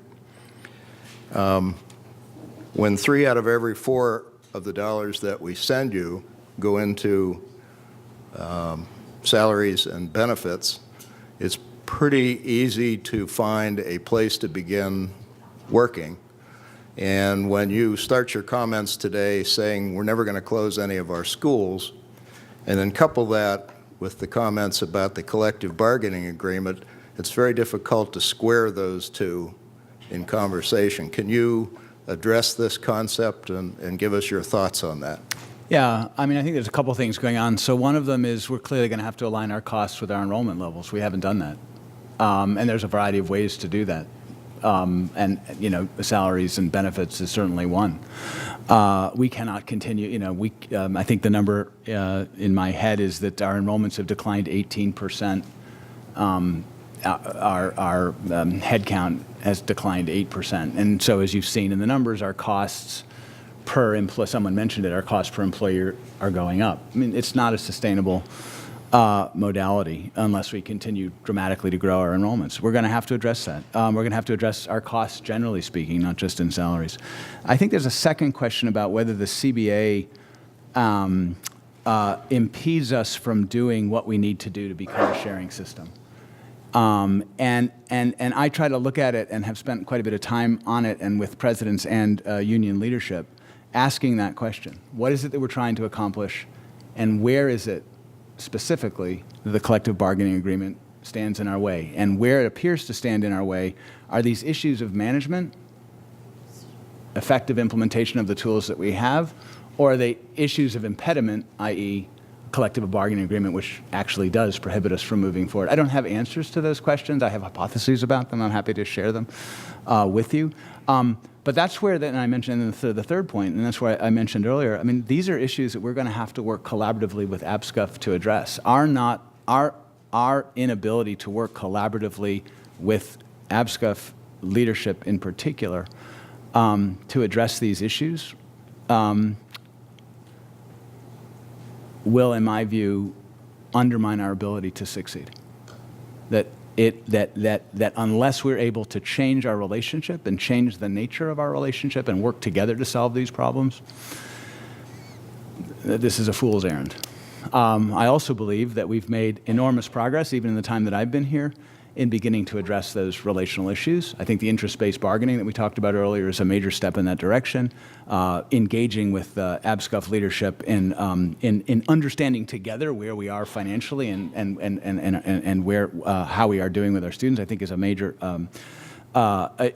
advance in that direction. I think the kind of information sharing that you've seen in this budget book, that approach, that radical transparency is what I'm attempting to do in all aspects of my leadership and my office's leadership of the system, with the board, with all of our constituents, including our faculty, including our unions.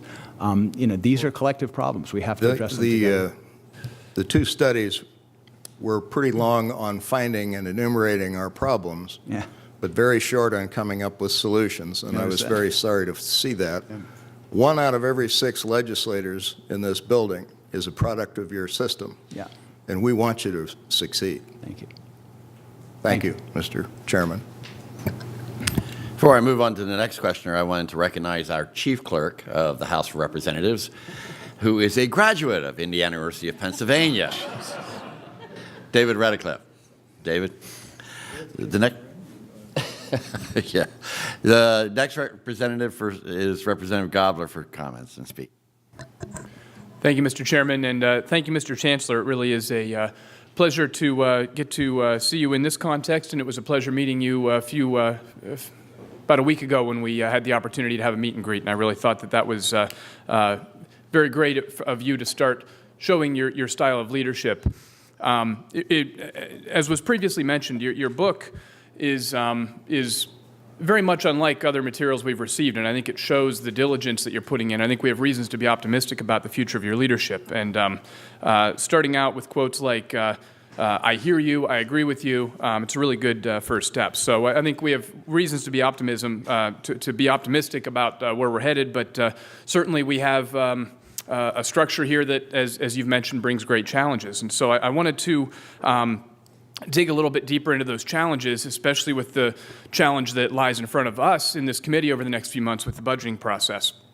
So a little note of history, and this is from before your time, but the state's appropriation for the PASHE system for 2018-19 was an increase of $15 million over the prior year.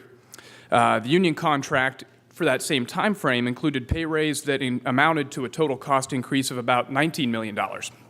So that means for every dollar of increased funding over that time frame, it was met with $1.25 in pay and benefits increases. And the individual pay increases for professors over that time ranged from 5 to 7.5%, which is much out of step with the parents paying tuition and the taxpayers that are footing the bill for the state appropriations.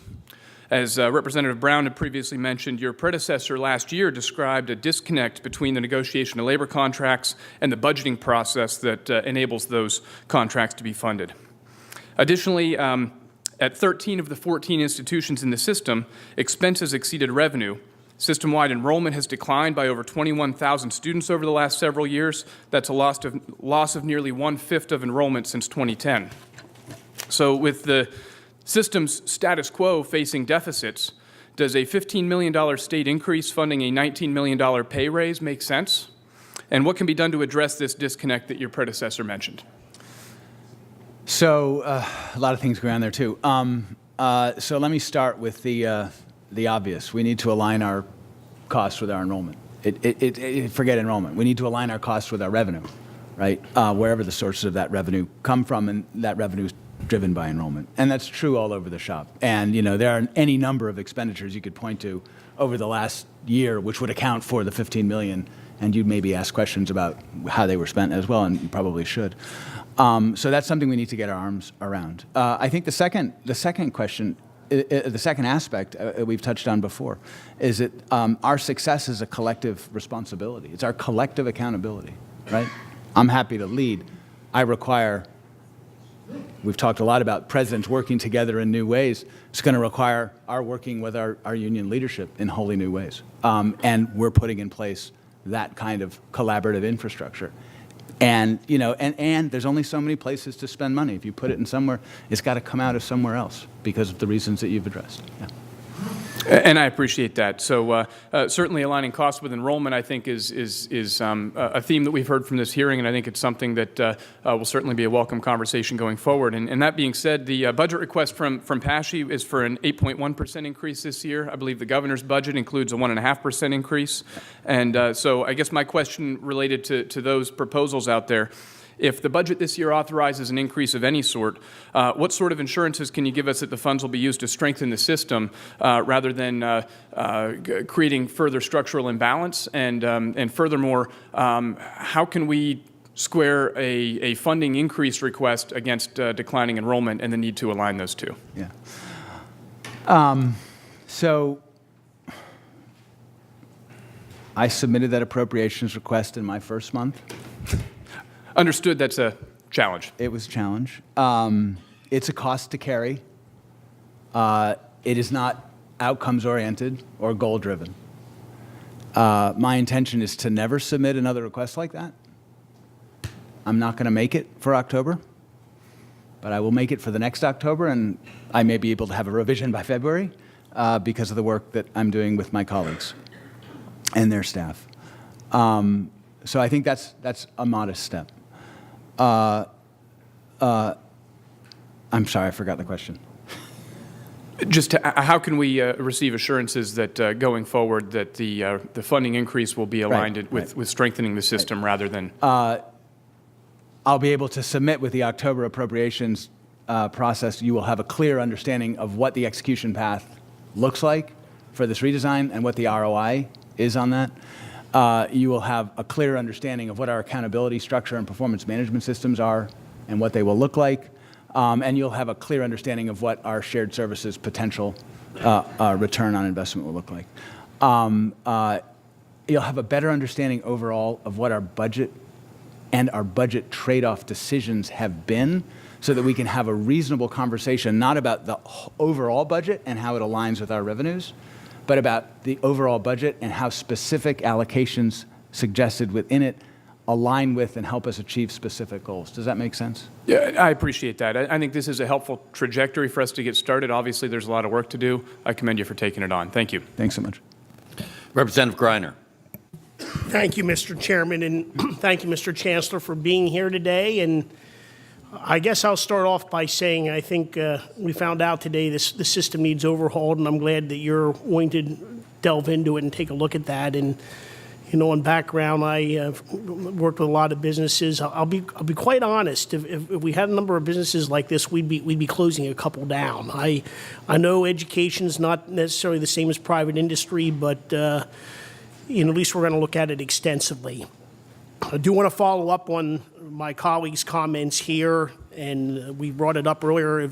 You're kind of lucky you weren't here last year because the acting chancellor last year got skewered over these labor contracts, and I do want to follow up, maybe drill down. I'm glad you mentioned big picture about aligning costs with goals and budgeting, and I think that's critical, but let's just take a look at this year's budget.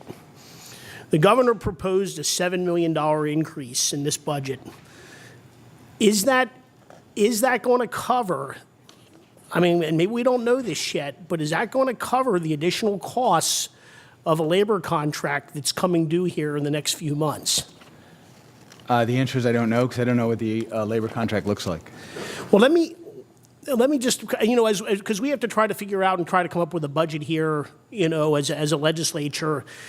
If the state, let me just bring this up, if the state appropriation for 1920 happens not to cover these increases, and I think there's a possibility it won't, will that further increase tuition at our school? I mean, because there's going to have to be decisions made immediately this year, and we're going to be getting the phone calls at our office. Yeah.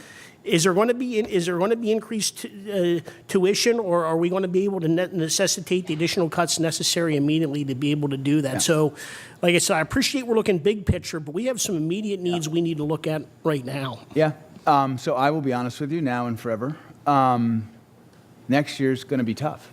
We're expecting a 2% further decline in enrollment. I don't think we're done. I don't think the state is done, just demographically.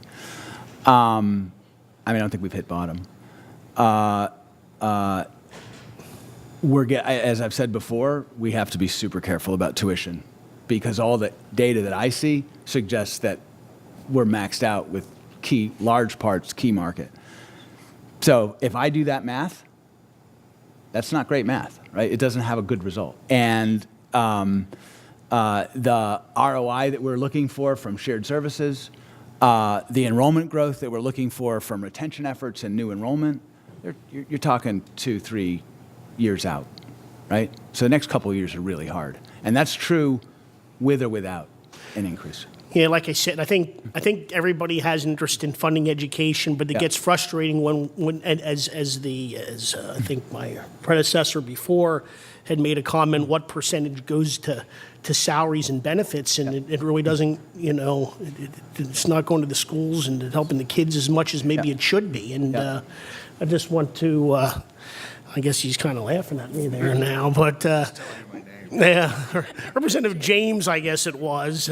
But anyway, nonetheless, I appreciate the willingness to take a look at this because I think it needs to be overhauled. I think we have systemic problems with the whole system, and but so there's long-term, but then there's these short-term decisions we have to make. So I appreciate your time. Thank you. Thanks, Mr. Chairman.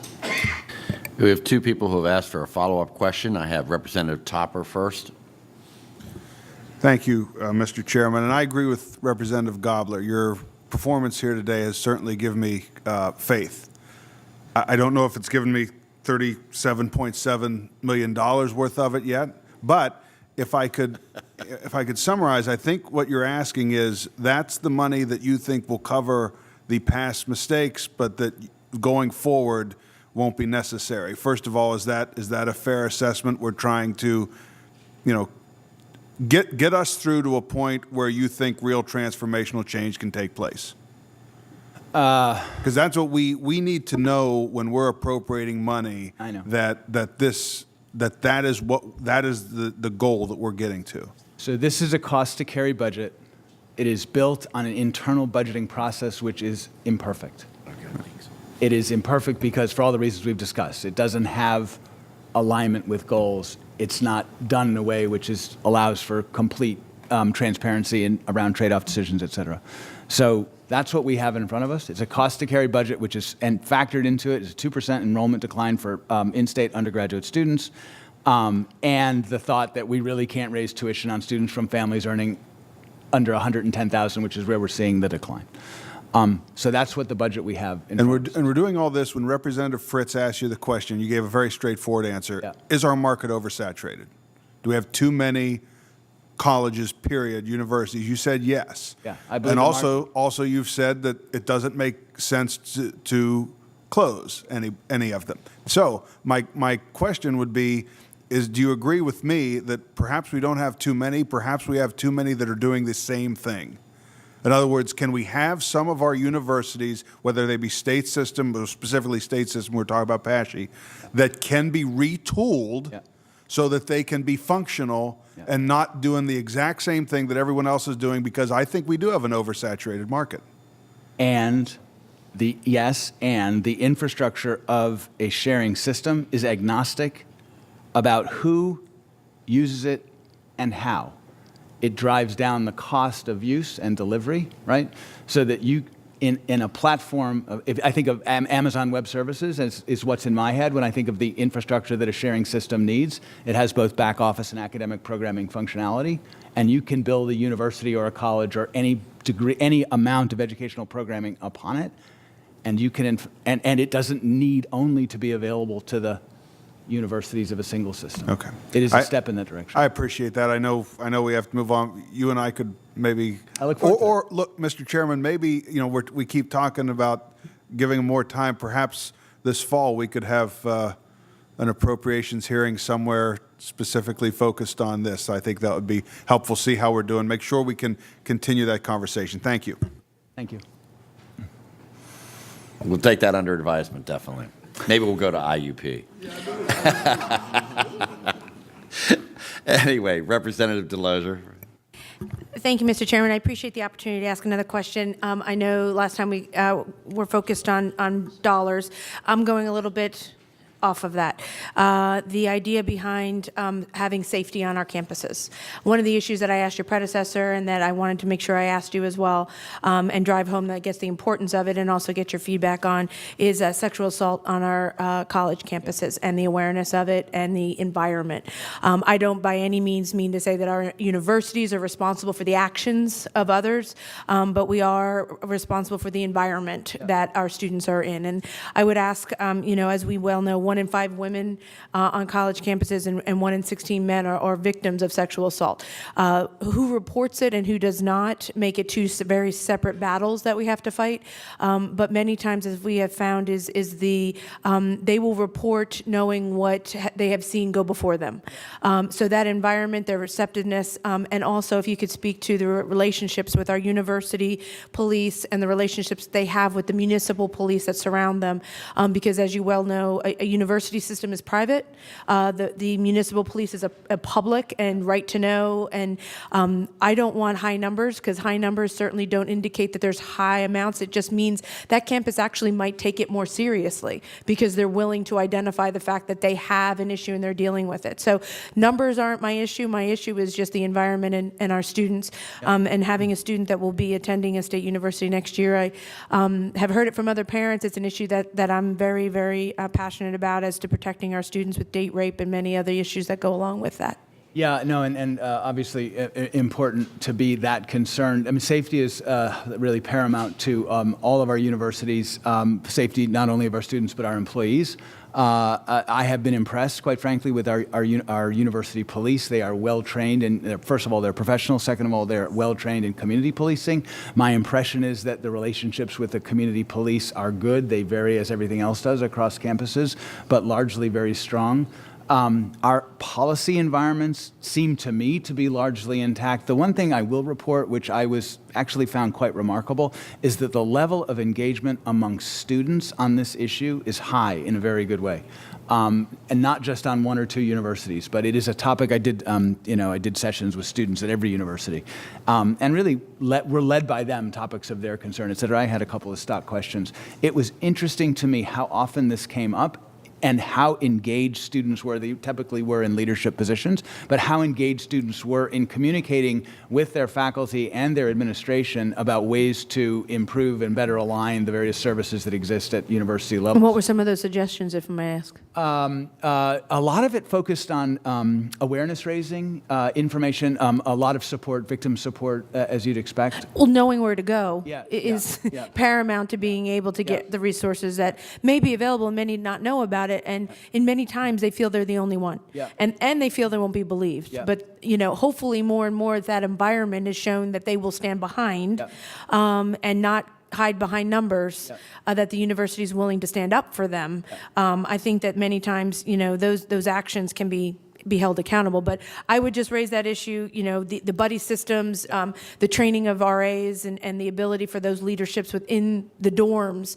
Many times those are where you find out what's happened. You hear it, you talk about it, and somebody can get some help. So I would just raise that issue with you.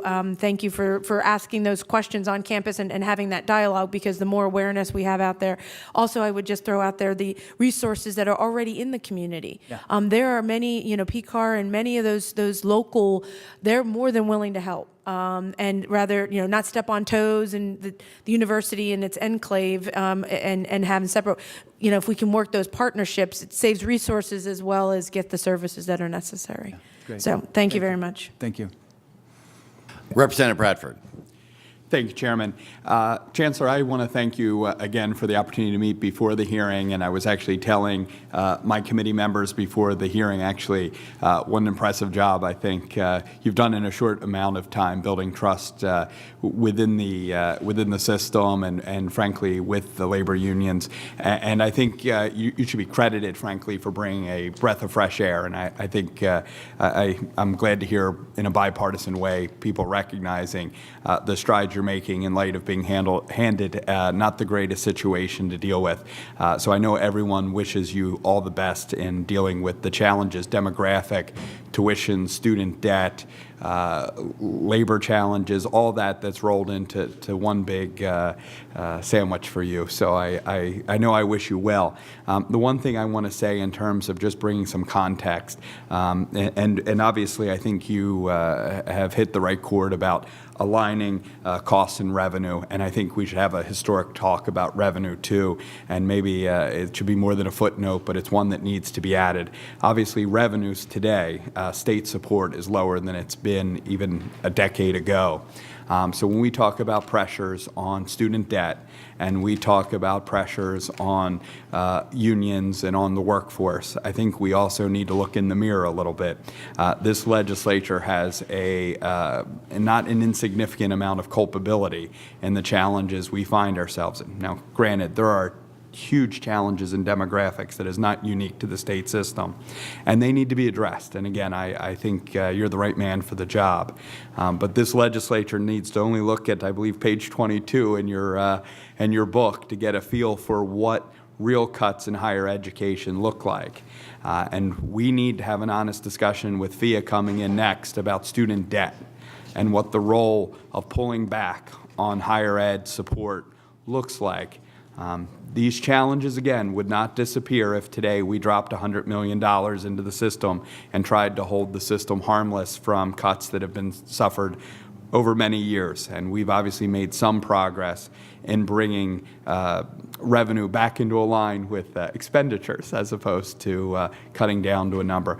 But give me an idea in a very real way of what these cuts have looked like for PASHE. And I realize you've been here 5 months, but put into context, when you look at one point, I guess, in adjusted for inflation dollars, at one point, we look like we were in the ballpark range of about 700 million. Today, we're almost, well, I guess we're at 468 million. You're talking severe pullback in terms of revenue.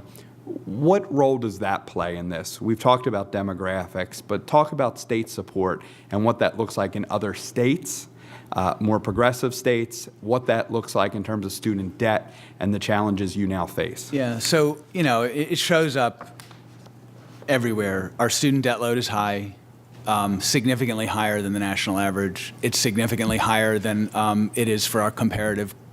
If we compare ourselves to universities that teach to the master's level, with one exception being IUP, our students' net average price is high. The debt they graduate with, I mean, it's not just a little bit, significantly higher. At the end of the day, these are policy choices, and they will impact directly on the economy and the workforce capability of the people of Pennsylvania. Those impacts will not be felt for 5 to 10 to 12 years, but they will be felt. My hypothesis, they will be felt and they will be uncomfortable. There are other hypotheses floating around out there. We'll know in 10 to 12 years. So, I mean, those are choices that will be made in this building. Let me, though, respond to this question in a different way, having been to the universities and actually sort of seen what's happening on the campuses. So you're really talking about universities which have been doing recession management for well over a decade, right? That means that I get my budget sometime in July where I'm already into the fiscal year. I don't know what my budget is and I don't know what my tuition is. That's part of our process internally. It's part of just the way we work collectively. And it means that I am now trying to balance my budget because I'm required by law to do that, and I'm making the cuts necessary in a very non-strategic. I don't mean that our folks are not doing great work. It's just that now we're already in the financial year. It's hard to do that, right? So, and that shows up on campuses, and what really got to me was that it shows up to students. Now, I lived through the bottom falling out of the market in 2008 to whenever it was, the Great Recession in California. And when the bottom fell out there, it didn't just fall a little bit, it fell way down. And students never felt it, right? except obviously in some increased tuition, and students didn't have places that they would have otherwise had because the state wasn't funding. But the students who were fortunate enough to be on a campus, they didn't know. They saw the buildings and they saw, with the exception of their tuition incrementally growing, which is a big deal, they didn't feel the impacts. If you go to our campuses, it comes out in every student session. And students are transient. They're only there for 4 or 5 or 6 years by design. And they're picking up the impacts of these cuts because the food services aren't open as many hours as they used to be. So if I'm an athlete, I can't necessarily eat when I need to. The trolley service that I rely upon to move between different parts of the campus is not available in the same way that it was because it has been cut. The student clubs don't have anything like the kind of funding they used to have because enrollments are down and these are student fees driven. They're noticing that in many cases the deferred maintenance, there's grass growing between the steps and up to the building or whatever. That was, to me, unusual. I have never experienced that. And obviously, our students have an enormous amount of resilience. Our faculty and staff have an enormous amount of resilience. And these are tight-knit communities, and these are tight-knit communities experiencing well over a decade of what anybody else would assume in a community is really the impacts of a prolonged recession, right? It's palpable when you visit a campus. Visit a campus. Don't allow my colleagues to take you to the best students and the best faculty. Just walk into the dining hall and just open up a conversation and really try to understand what is really beginning to happen, whether with faculty or with students, and you'll pick up some of these perspectives, and that's what we're dealing with. Yeah. Thank you, Chancellor. Chancellor, I think I want to follow up a little bit on Representative Delogier's comments. I do think that in today's world, it's kind of scary to be on a college campus from the point of sexual assault today. And I do think that it's a changing world. As we know, let's be honest here, there's a lot of drinking that goes on college campuses. Whether we like it or we condone it, doesn't matter, it happens. Kids go away from home and things happen. But I do think that one of the requirements maybe should be for all freshmen is to take, as we do here in the General Assembly, not that always solves the problem, is take some kind of a training as part of the freshman class to talk about sexual assault. When people are drinking, they do stupid things. And I would say that I think that maybe it's not going to cure the problem on the campuses, but I think it'll go a long way to making sure the students understand responsibilities, that stupid mistakes can be more dangerous to you and where you end up in the end. Enrollment, Chancellor, I believe your system is the same as a lot of other systems. In today's world, there's not as many children out there, so I do believe that you're going to see that enrollment decline maybe more, not just because you're not a good system. Yeah. And you can see today, we all have a great pride in the schools that we go to, whether it's Indiana University of Pennsylvania or it's Mansfield or wherever. I do believe that the General Assembly has lost faith in the PASHE system. It's been coming for years. That's the reason the funding hasn't come forward. We've seen funding go elsewhere, but we haven't seen it in a PASHE system. And until PASHE restores its integrity with the General Assembly, I think there'll continue to be struggles. It's not that we don't love our schools that we came from. When I think about Millersville University having, I think, one of the top 3 meteorology schools in the country, Penn State teaching nuclear engineers, one of the top nuclear engineering schools in the country, and I go on, to what we're doing at a lot of our campuses, whether it's IUP or Bloomsburg or Kutztown, and I've been on a number of the campuses over the last couple of years. But it really comes down to accountability. And for me, I was a poor kid. I went to IUP as a poor kid, and that's what the state system was created for. Poor, low-income, middle-class families. And it hasn't become that. In many cases, you can go to other schools at a cheaper cost than you can to our state PASHE system. And we have to get back to that if we want the system to survive. Or if I'm Westchester and I'm not trying to put any ideas into anybody's head or IUP or anybody else, I might say, well, you know what, maybe I'm better off by not being on the burden of the other universities who aren't doing as good. And there's any number of reasons why maybe they aren't doing good, and I'm not going to go into that right now. But I do believe that if we can get the PASHE system, and I believe that the faith in this General Assembly, as I said earlier, is that the Board of Trustees never made the tough decisions. And we need that board to step up, make the tough decisions, and put this system back where it belongs. Because it is a great system, it was created for the right reasons, and it needs to continue for those right reasons that it was originally created for. So I will leave it kind of there. I do think that as we move forward, we'll continue these discussions, as I think Representative James or Representative Topper talked about. and see what we can do to work together as a team.